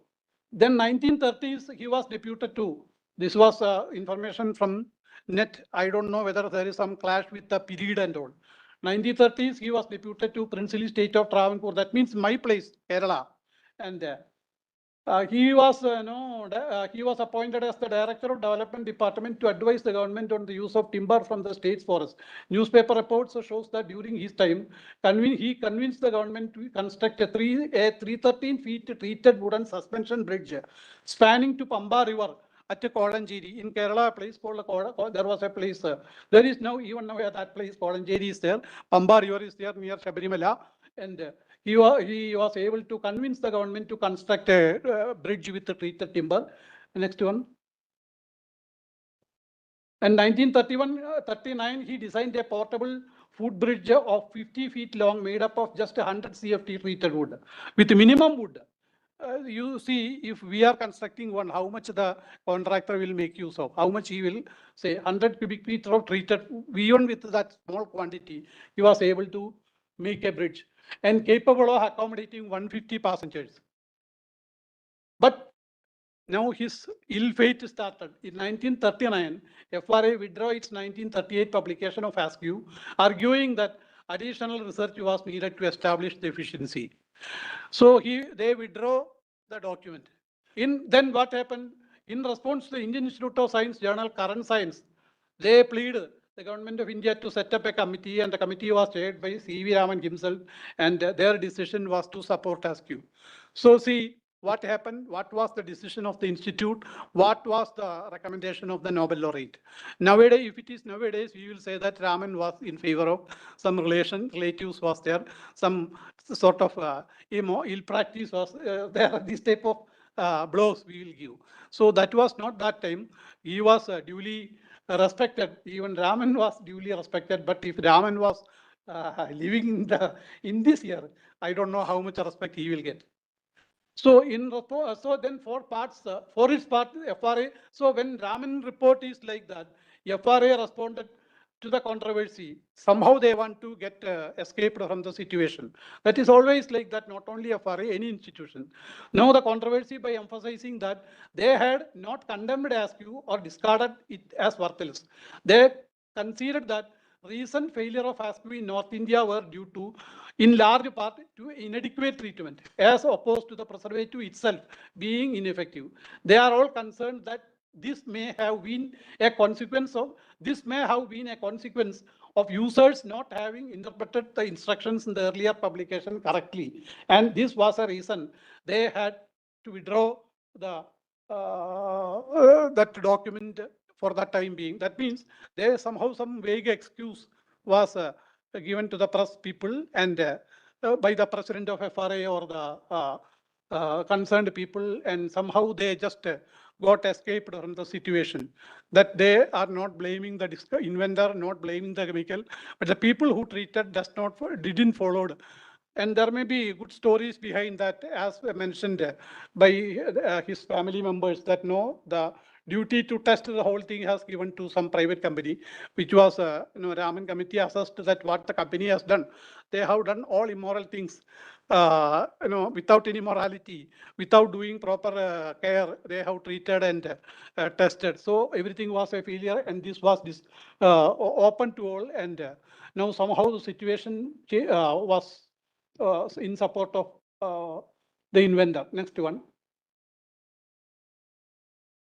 And 1939, he received another laurel from Andhra University, mentioned the honorary doctorate. In 1940, after the controversy over Kamesam Kejir at FRA seems to have stalled, because FRA become his place of crucifixion. And around 1940, he resigned from FRA. Around 10 years in government service in FRA. Moved to Bangalore, and he set up a private firm providing askew-related products and services. And in 1947 and in 1943, Kamesam wrote a booklet on construction of better and cheaper highway bridges. In 1942, AWP approval for CCA for a large scale application in electrical and telecommunication, transmission wooden poles, cooling towers, wooden pros for mines, timber and marine applications, and wooden piles for housing. See how much of avenues in the olden India, not the present one. In that old India, we are all using railways, all these cooling towers, wooden mines. Now situation has changed so much. So the potential at that time was immense. And the AWP, American Wood Preservers Association, also approved. So the jealousy is only get improved and not get down. So after 1947, after getting independence and the departure of the British, Kamesam was back in the good books of the government of India. And then 1949, he was chosen as the part of the Forest and Timber Utilization Conference conducted in Mysore, in which 58 countries participated. Next one. So he got enough money. We need only to understand that, he sold all these patents to different companies like Bell, American Telephone and Telegraph Company. And that time, 125, maybe around 100 years back, he got $80,000, which is now equivalent to around $2 or 2 million. And he become, he become a hot person to put the trigger by the terrorists. Maybe at that time terrorists. So anyway, I have to say like that. Anyway, this is a sweet revenge to the bourgeois people or the bureaucracy by the nature, I should say. Next one. 1952, he was able to develop sand steel. I heard so many people talk about sand steel, but it is nothing but bamboo concrete. He called that time as bamboo concrete. So he was also able to understand the potential of bamboo.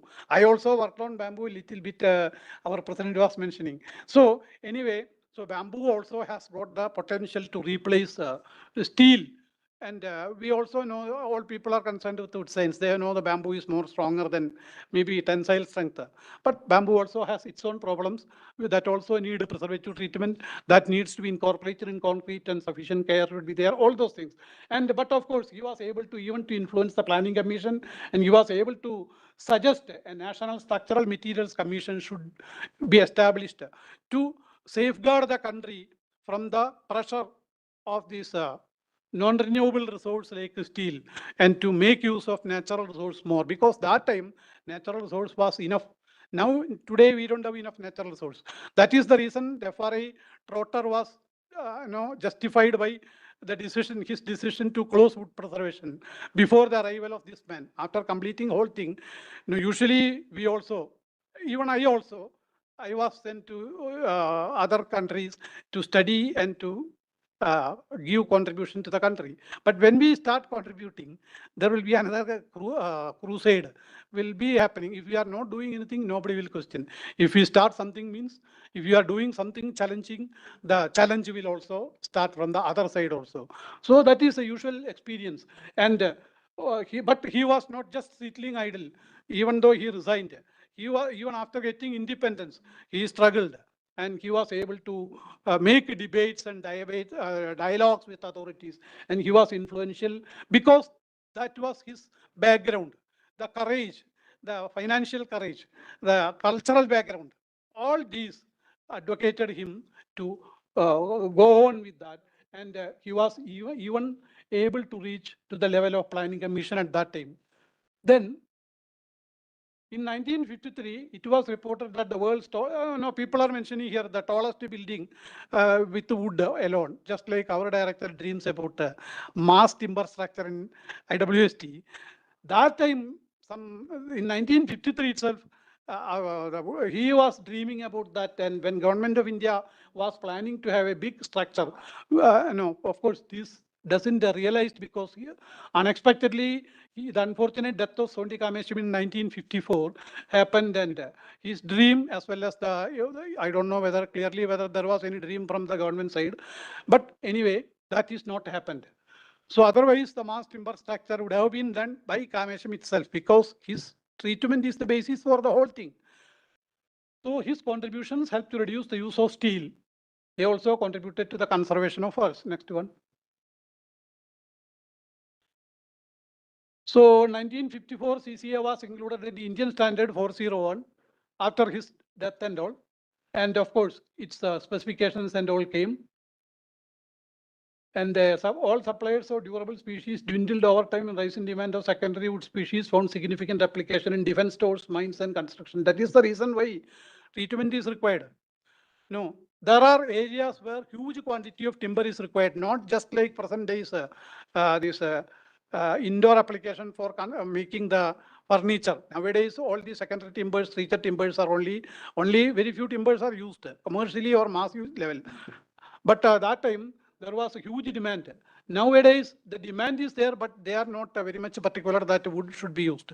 But that day, they are very much particular that wood needs to be for defense purpose, mines, construction, so many other places. So the scientific protection of wood remained in the back burner. So that is the reason CCA was adopted or accepted by the Indian community, the Bureau of Indian Standards. And of course, what happened is after that, Narayana Murthy and Purushottam in 1956, they prepared a comprehensive account of the performance of askew preservative. And wooden hut constructed, people from FRA mentioned that in 1935, they treated askew, they made askew treated non-durable chir house. And it has mentioned as an important work in this report by this Narayana Murthy and Purushottam, and its survival till date speaks volumes about this wonderful preservative. So the preservative is wonderful as said by Vani, but it is now not that much wonder because we cannot use this wonderful thing. It makes some other wonders. So next one. By 1979, only 70 pressure treatment plants were there. See, the treatment, the father of treatment was this person. And in 1947, in the whole country, this even the pressure treatment industry also started triggered because of his work only. So there were 70 pressure treatment plants with a combined treating capacity of 1.7 million cubic meters were in existence against a requirement of around 7 million cubic meters of treated wood. That is the case by 1979. The volume of wood actually treated was merely 13% of the capacity, and this was estimated not by me, but Kumar, Satish Kumar, an eminent, just like Sonti Kamesam. Our area, in our era, Satish Kumar is also an eminent scientist. He assessed that, and this is the information, what is, or some sort of conclusion, what is available. Next one. So this is the, whatever I have to talk about the first, the legend or the father of wood preservation, and I shall be, praying for his soul and for the sake of the whole family and even for us and the IAWS. So I am coming to the next part because as usual to all commemoration talks, there will be a scientific part of it. Because science may not be that much interested in family affairs. So we have to continue the practice of science as scientists. So we have to I'm just trying to make a quick review. What is really commercial wood preservation, not R&D lab, petri dish research. I'm not interested in that. This is not the forum to talk about. So what is the commercial status? Not status actually, commercial wood preservation in the context of research, and then practice, a review. So I'm just making over a bird's eye view only, not a very detailed because time constraint is also there. Next one. Continuous efforts. Now, are happening today to develop new chemicals in compliance with the rules and regulations of environmental agencies and companies like Coppers, BASF, Allman GMGS, Borax, KMG Chemicals, Copcot, Araxada, etc., and American AWPA and the European standards and even our BIS, all are there in the arena with very care and vigilance. Next. And historically, as far as the field is concerned, major wood preservation, commercial wood preservatives are creosote, pentachlorophenol, and water-based arsenicals.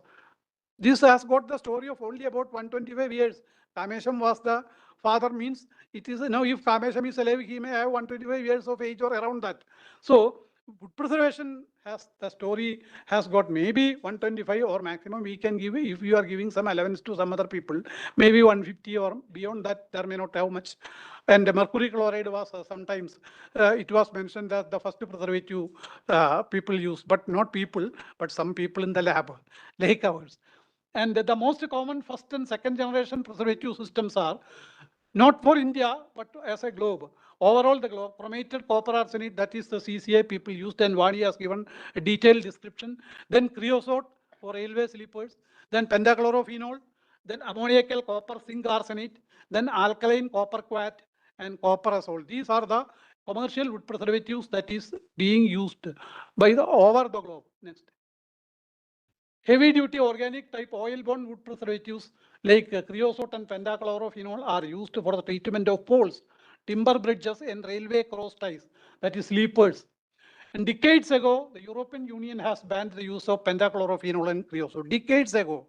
No, there is no question of using those compounds in those countries, and we cannot export anything treated with that one to those countries, especially not only European Union has banned. Then the most important wood preservatives in the last 70 years are waterborne metallic arsenicals, that is the CCA and ACA. ACA, Vani has explained the whole thing. So CCA and other copper-based preservatives being in the market for many years, their disposal brought many challenges, which promoted the studies in the following area of recycling, recovery, remediation of copper-treated wood. That is, this makes so much of problem, and the compound was in the market for so many years. It has been used for more than 60 years. So our environment or the products may go to the nature also. So the disposal is how to recover, recoup, and all those things. But we are not doing much recovery. These are all in paper only. Over the globe, something is happening. Hot water and sulfuric acid was found effective in removing CCA from treated wood. Over the globe, industries are doing like that. Next one. And the copper systems are in the world. The copper systems are another prominent wood preservatives. Copper acts as a preservative against decay, bacteria, mold, insect, and algae. And copper naphthenate is a successful compound always suggested, which is less effective than PCP, of course, but it was around 10 times less harmful to humans when compared about this PCP. That was the reason why this copper naphthenate was accepted. Because of the regulatory restrictions applied to PCP, the interest in copper naphthenate has grown over the years, and other copper preservatives that contain nitrogen base as solubilizer, fixation agent, and corrosion inhibitors were there even now. That is, nitrogen containing compounds. Copper preservatives are ammoniacal copper arsenate, that is ACA short form, ammoniacal copper zinc arsenate, that is ACZA, then ammoniacal copper citrate, ACC, then copper azole, that is the azole compounds, then copper HDO, another compound, then copper alkaline copper quat, represented by ACQ, then micronized copper preservatives, a term I came to know that our institute is also conducted some research in this line. And copper is ground into micro-sized particles and suspended in water rather than dissolved. Copper sulfate, we know we can make it putting it in water, but when it is micronized, it is a suspension actually. So for example, micronized ACQ and micronized CA, that is copper azoles, are known, and these are all used by over the globe. And as CCA and ACA contain substances that are harmful to environment, that is CCA and ammoniacal copper arsenate are supposed to be harmful to the environment. Other copper-based preservatives such as copper chrome boron, that is also another substitution, and then copper azole and alkaline copper quat were developed to serve as an alternative for external application. So many alternatives were suggested for CCA, and many countries or industries other than India were very much using these compounds. But we are always, we use two things, either CCA or boron. And CCA, for so much instances we used CCA, but now we are ashamed about that. So now we are only using boron. Many industries, that is my experience. Next one. ACQ is an eco-friendly substitute for CCA. Ammoniacal copper quats can penetrate into wood species that are classified as hard to treat. That is the advantage. You may be knowing, being scientists, all wood are not similar. There are timber species which are difficult to treat. And this ACQ is especially successful, that type of timber. Then made of copper, about 50 to 67% of copper oxide, a fungicide, and a quaternary ammonium compound that is called quat. 33 to 50%, like a didacyl dimethyl ammonium chloride, DDAC, an insecticide which also augments the fungicidal treatment. This DDAC and all having the advantage that metals are not there in the DDAC. So you can try to develop some new preservatives without metal from these ammoniacal copper compounds. AWPA, not ammoniacal copper compound, I mean these quaternary ammonium compounds. That is a potential area where you can even still continue to some sort of research in that area. AWPA standard for ACQ require a retention of 2.4 kilogram per cubic meter for above ground use and 6.4 kilogram per cubic meter for ground contact. So people other than scientists, they may not be knowing. The companies will give sayings that this is treated. So that is not enough. Whatever may be the compound, there are specifications saying that this much chemical should be there in dry form or in the treated timber. Then only it will give the sufficient protection. So ACQ has come into wide use in the US, Europe, Japan, and Australia following restrictions on CCA. That is the thing. No, this is known, but what happened in India is not known. What is the reason? We are not doing the good review. What review is available only 2005. I will come to that. Since it contains high levels of copper, this alternative ACQ has, it contains high levels of copper. ACQ treated timber is 5 times more corrosive to common steel. So what will we do? We can use fasteners when nail and all those things are there. We can use some sort of fasteners so that it can be, it needs to be. Then chemical see the potential of ACQ. The chemical specialties incorporation, that is now it is called VIANS, received a US Environmental Protection Agency's Presidential Green Chemistry Challenge Award in 2002, not very old story, for commercial introduction of ACQ. That is ammoniacal, this copper quat compound introduced, and the compound has was enough potential, and it received special attention, and a green award has been received by the compound. So that means it has been given by not common people, but even the US people who was very much concerned about this type of compound. So that shows the potential of the compound. And the whole countries like US, Europe, Japan, Australia, and all are using it as a substitution for CCS. So understand that there are substitutes. But cost-wise, whether it is affordable or not, that is the next issue as far as our country is concerned. Maybe it may be cost-wise effective to those people. So if somebody going from India for higher studies in these type of countries, rather than doing something and presenting a paper and publishing it, people are not worried about what happening in this area, whether it is cost-effective, how it has got a green award, and what is the implication it. That is the part of science, science to society. Even DST has a branch, science and society, in our country. So people should be society oriented also to little bit. So always need not be too much academic. Science should contribute to society also. So we should understand how US, Europe, Japan, Australia, they can afford this. Whether they are rich enough or whether the compound is cost effective, and whether how can we save our country. That is the question. Certain things are available. Why Indians are not using it? That should be also researched, not only just lab research. So that is the point which I wanted to emphasize. Next one. I don't know whether I am out of time. I will just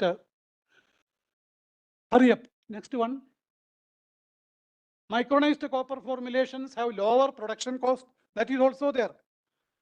Internationally accepted things are, I'm just saying, not from my side.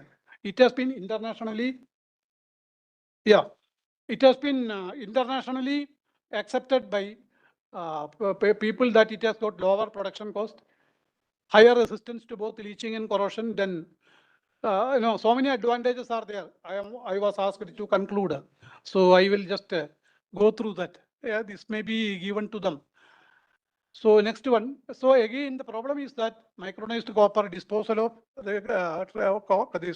copper is an issue because that it has got so much of copper content in it.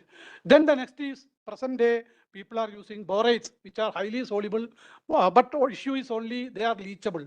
When borate treated timber is leachable, and boron is having low mammalian toxicity, and boric acid and borax in different forms, like sodium tetraborate, decahydrate, disodium octaborate, tetrahydrate, sodium pentaborate, all these are used. Next one.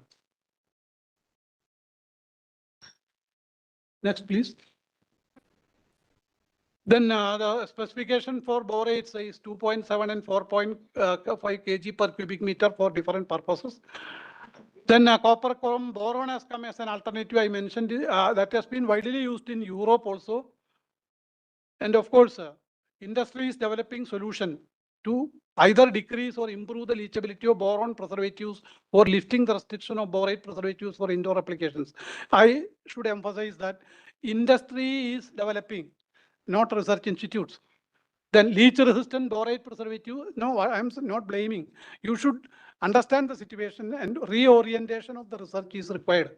Leach resistant borate preservative that provide a resistance against insect and fungal attack in ground contact and exterior applications are getting developed in other countries.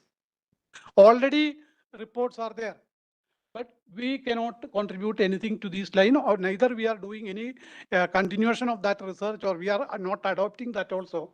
Borax has got an additional advantage that it is fire retardant also. Borax is better than boric acid in fire retardancy.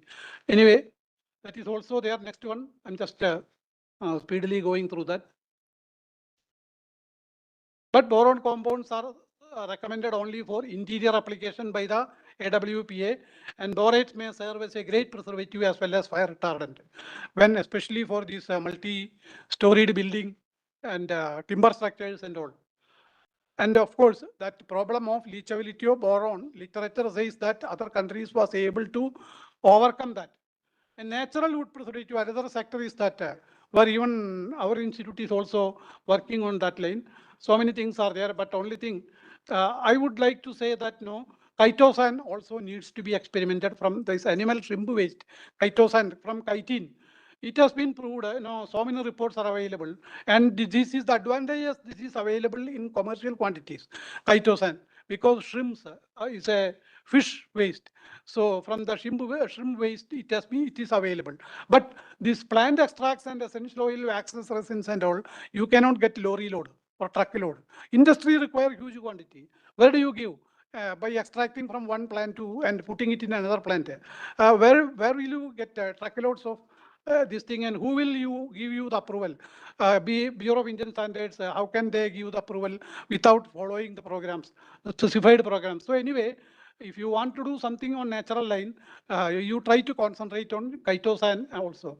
Then factors that impact antifungal activities of chitosan. So many factors are there. I need not explain the whole thing. And like molecular weight, degree of acetylation, so many things. So then you can consider about metal-free preservatives, another class of compounds, but they are all difficult to synthesize and very toxic also. Then boron formulations and quaternary ammonium compounds that I always wanted to say. And then wood coatings also is another field where even if this institute has been contributing more to that. The LOSP products are also in India, they are in there. And many of those butyl carbamates and all those things. Then you have contributed a lot to titanium dioxide, nanoparticles and things like that. So these are all something which is relevant to coatings, which are all relevant, connected with the wood preservation also. Next one, I'm just going to end. Wood modification, I need not talk too much about that because so many classes, talks and all are going on here itself. But again, as far as our country is concerned, next one. Next one. It is a eco-friendly wood preservation. That is what is, when we talk about eco-friendly wood preservation, wood modification is eco-friendly because either we are using heat or we are chemically modifying the timber so that the attacking microorganism will not recognize it as a food source. And the product as well as the byproducts are not at all environmentally harmful.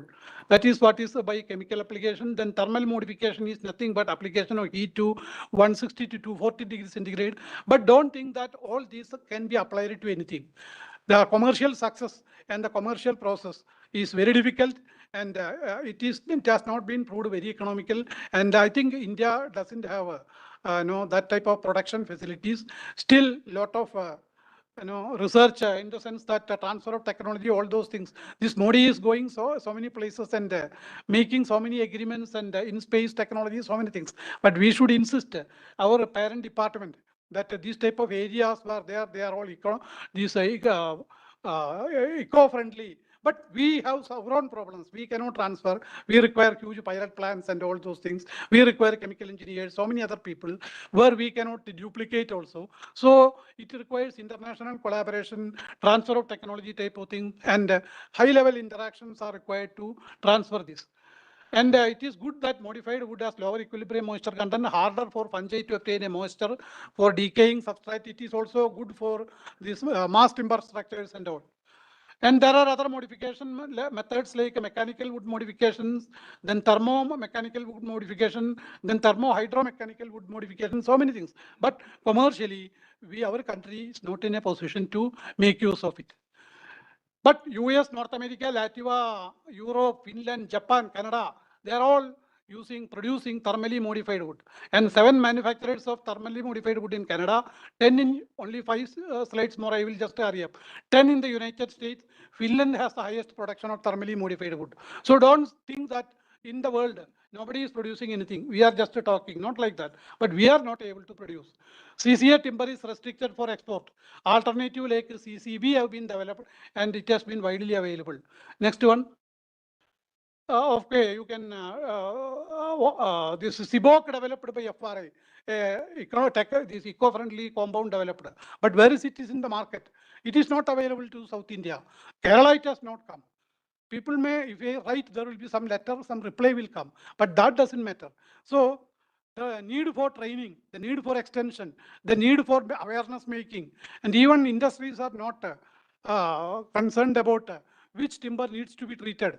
Even I have the personal experience that for shipbuilding, the deck and all, they are advertising for pressure treated teak.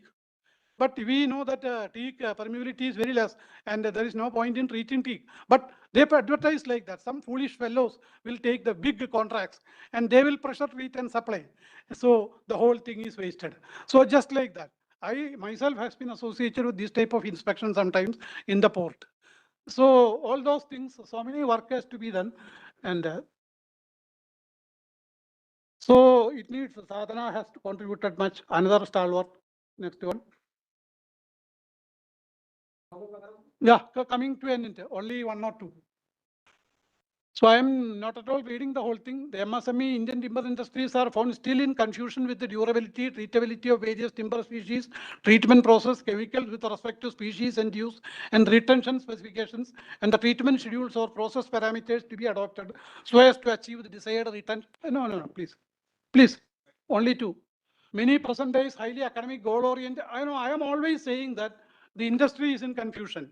And what is needed is many of the present days highly academic goal oriented investigator centered ongoing wood preservation research programs of the country needs to be shifted to problem oriented and in the timber industry centered, as many of the research results and preservative formulas are not reached to the timber industries. What has happened in the case of CBOC also, due to their cost effectiveness and commercial availability. Okay, if it is not cost effective, at least the compound should be available. It is very difficult. then majority of the Indian timber industries are still in the use of eco-friendly boron compound, employing either deputy fusion or pressure treatment. This is the Indian situation. So where India has to go, maybe last but one. Wood preservation research needs to be reset in India. Only by neither research nor utilization of research results in the wood modification sector is still in an applicable or adaptable level or scale in the country. We are importing modified wood. Only by reorienting wood preservation research by understanding the grassroots level issues concerned with the timber industries in the country, India can progress from the level set up by the father of wood preservation, Dr. Sonti Kamesam, to the level visioned by him, so as to raise India to make utilizable the non-durable timber resources of the nation by value addition. That is my conclusion. Next one, maybe the last one. So, tributes to the father of wood preservation, as many people said, as he was rightly identified, a tree saved is a tree grown. So, that is only what I have to say. So, try to raise to the level what the visionary has designed. So that's only what I have to say. Great thanks to all these people and to the IWST and the association also has given this opportunity to talk. And I am very happy to acknowledge and thanks to the ICFRE and the DG of ICFRE who made an announcement that personally, the thing is that my report is under planning to implement. So I am grateful to him because more than a year has been spent, and now I'm happy to thanks to the institution who has given all this opportunity and the big organization behind the institution and the authorities like the DG and all those people who decided to implement the proposal to establish the woods what you call just like Sonti Kamesam's time, wood development.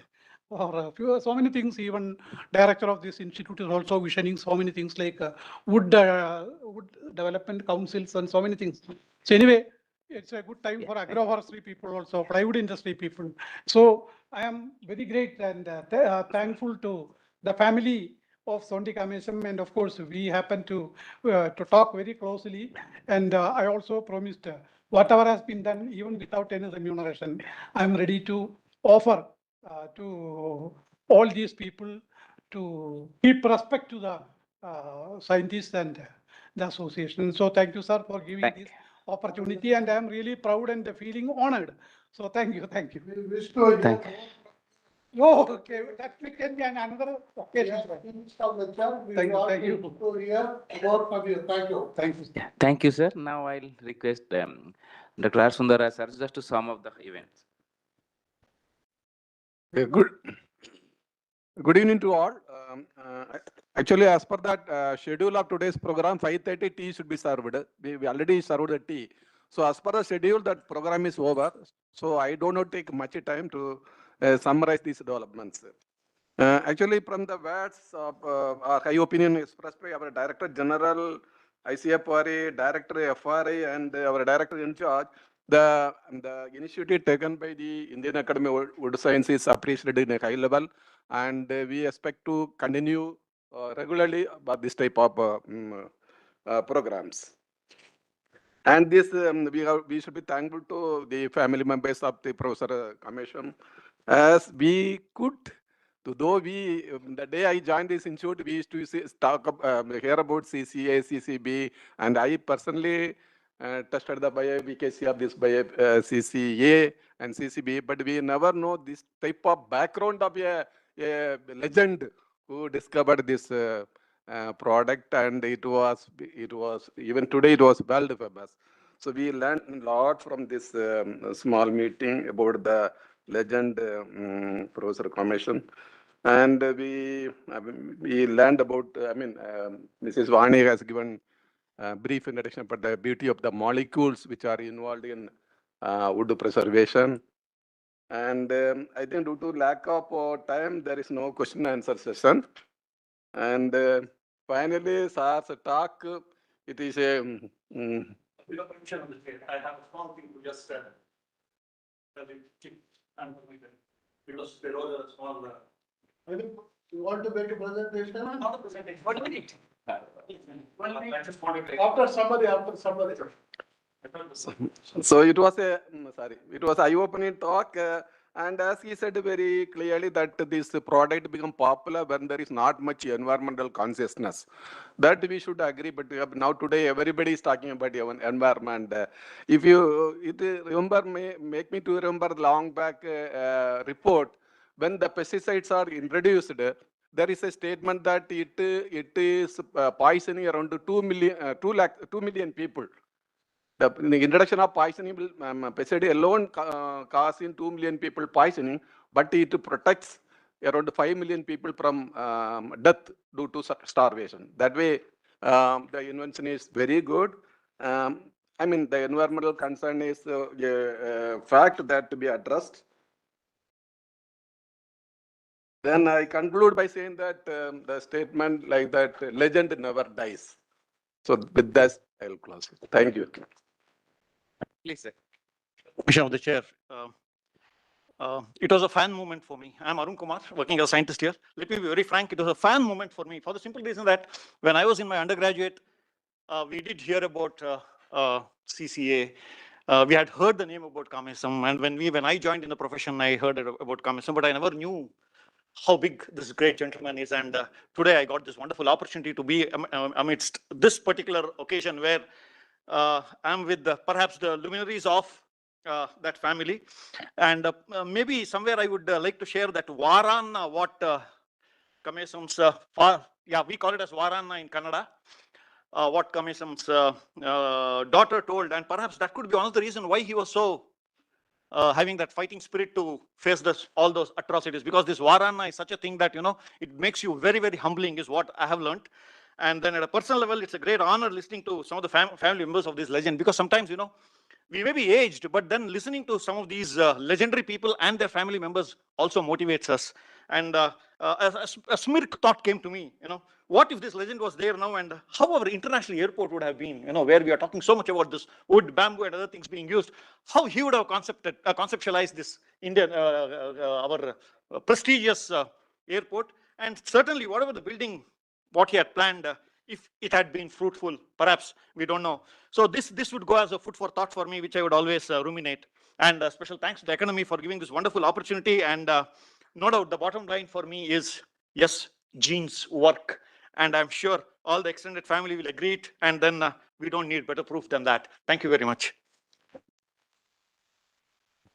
Thank you, sir. And without taking much time, I think Dr. Arbira would like to make a couple of announcements.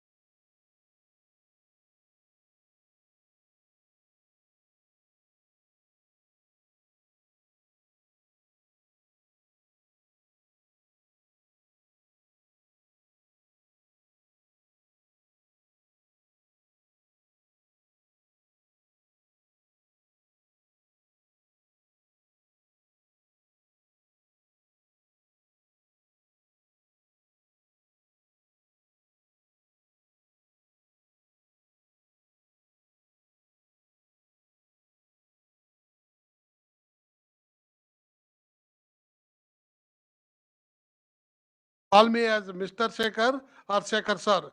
Just don't call me. That was the courage Shekhar had. So, Shekhar memorial lecture we are going to start in November. An expert in wood seasoning and timber mechanics, Dr. C.N. Pandey, will be delivering his lecture under the A.C. Shekhar Memorial Lecture on November 7th.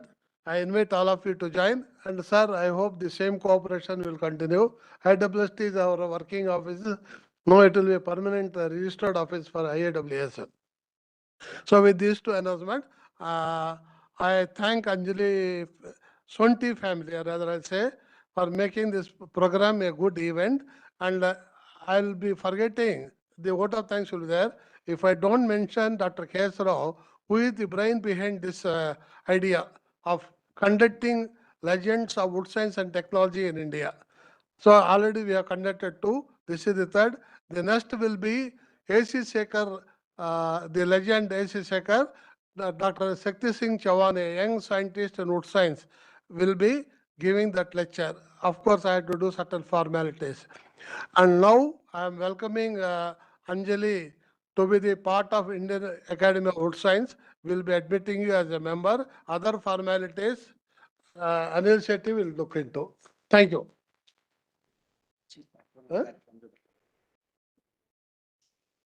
Sorry, I forgot to say, the Academy decided to honor the Director General as the Chief Patron of the Indian Academy of Wood Science. We will request the BG to allow us to use in our letterhead, on our letterhead.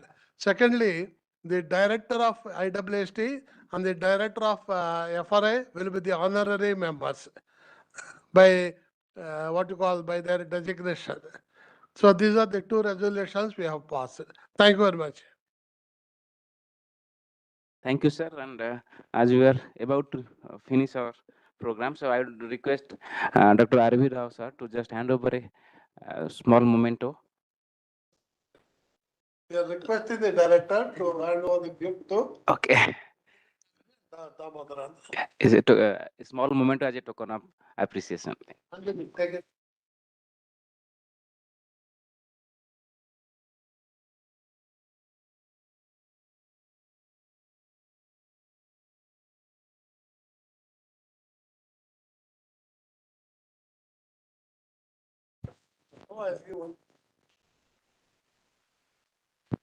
Thank you, sir. Now I'd request the president to just hand over a small memento to Director IWST as a token of appreciation.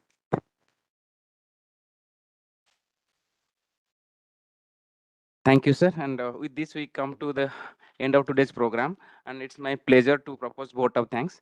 So at the outset, I'm thankful to our beloved Director General C.S. Raut, sir, for agreeing to inaugurate not only the lecture series, but also to address the gathering. Sir, your inspirational speech will go a long way in kindling the minds of all of us. I, on behalf of the Academy and my own behalf, thank you for your valuable time, sir.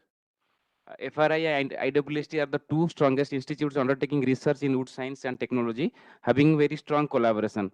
Dr. Sonti Kamesam was belonging to FRI Dehradun during British time. Hence, it was apt on the part of Director FRI for delivering a special address to the gathering.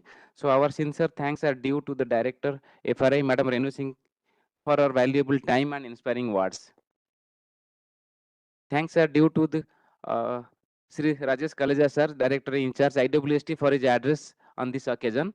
And this academy is also thankful to the Director IWST for providing all facilities to conduct this program. Thank you, sir. Our thanks are due to the Directorate of Extension ICFRE and Dr. N. Singh, ADG Extension, for addressing the gathering on this occasion. The Academy places its record in thanking Dr. Sonti Kamesam's family and some of its members, especially Madam Anjali, Dr. Marti, Dr. Yogi, and other members who attended this function online as well as in offline mode. The Academy is inviting, as suggested by President, the Academy is inviting Dr. Sonti Kamesam's family to consider for constituting a fellowship in the name of Dr. Sonti Kamesam. So I would like to thank our former president of Academy, Dr. K.S. Rao sir, who is the brain behind this program, and for his meticulous planning as well as guiding in the entire in conducting this seminar, sir. Thank you, sir, for your support and guidance. The Academy expresses its gratitude to Dr.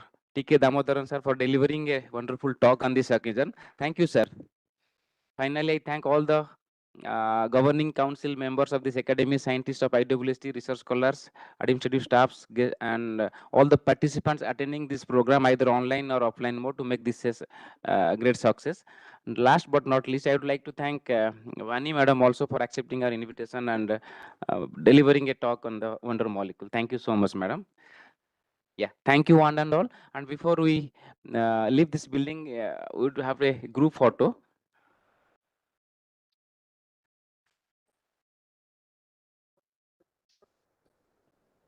Banner. First 25 request.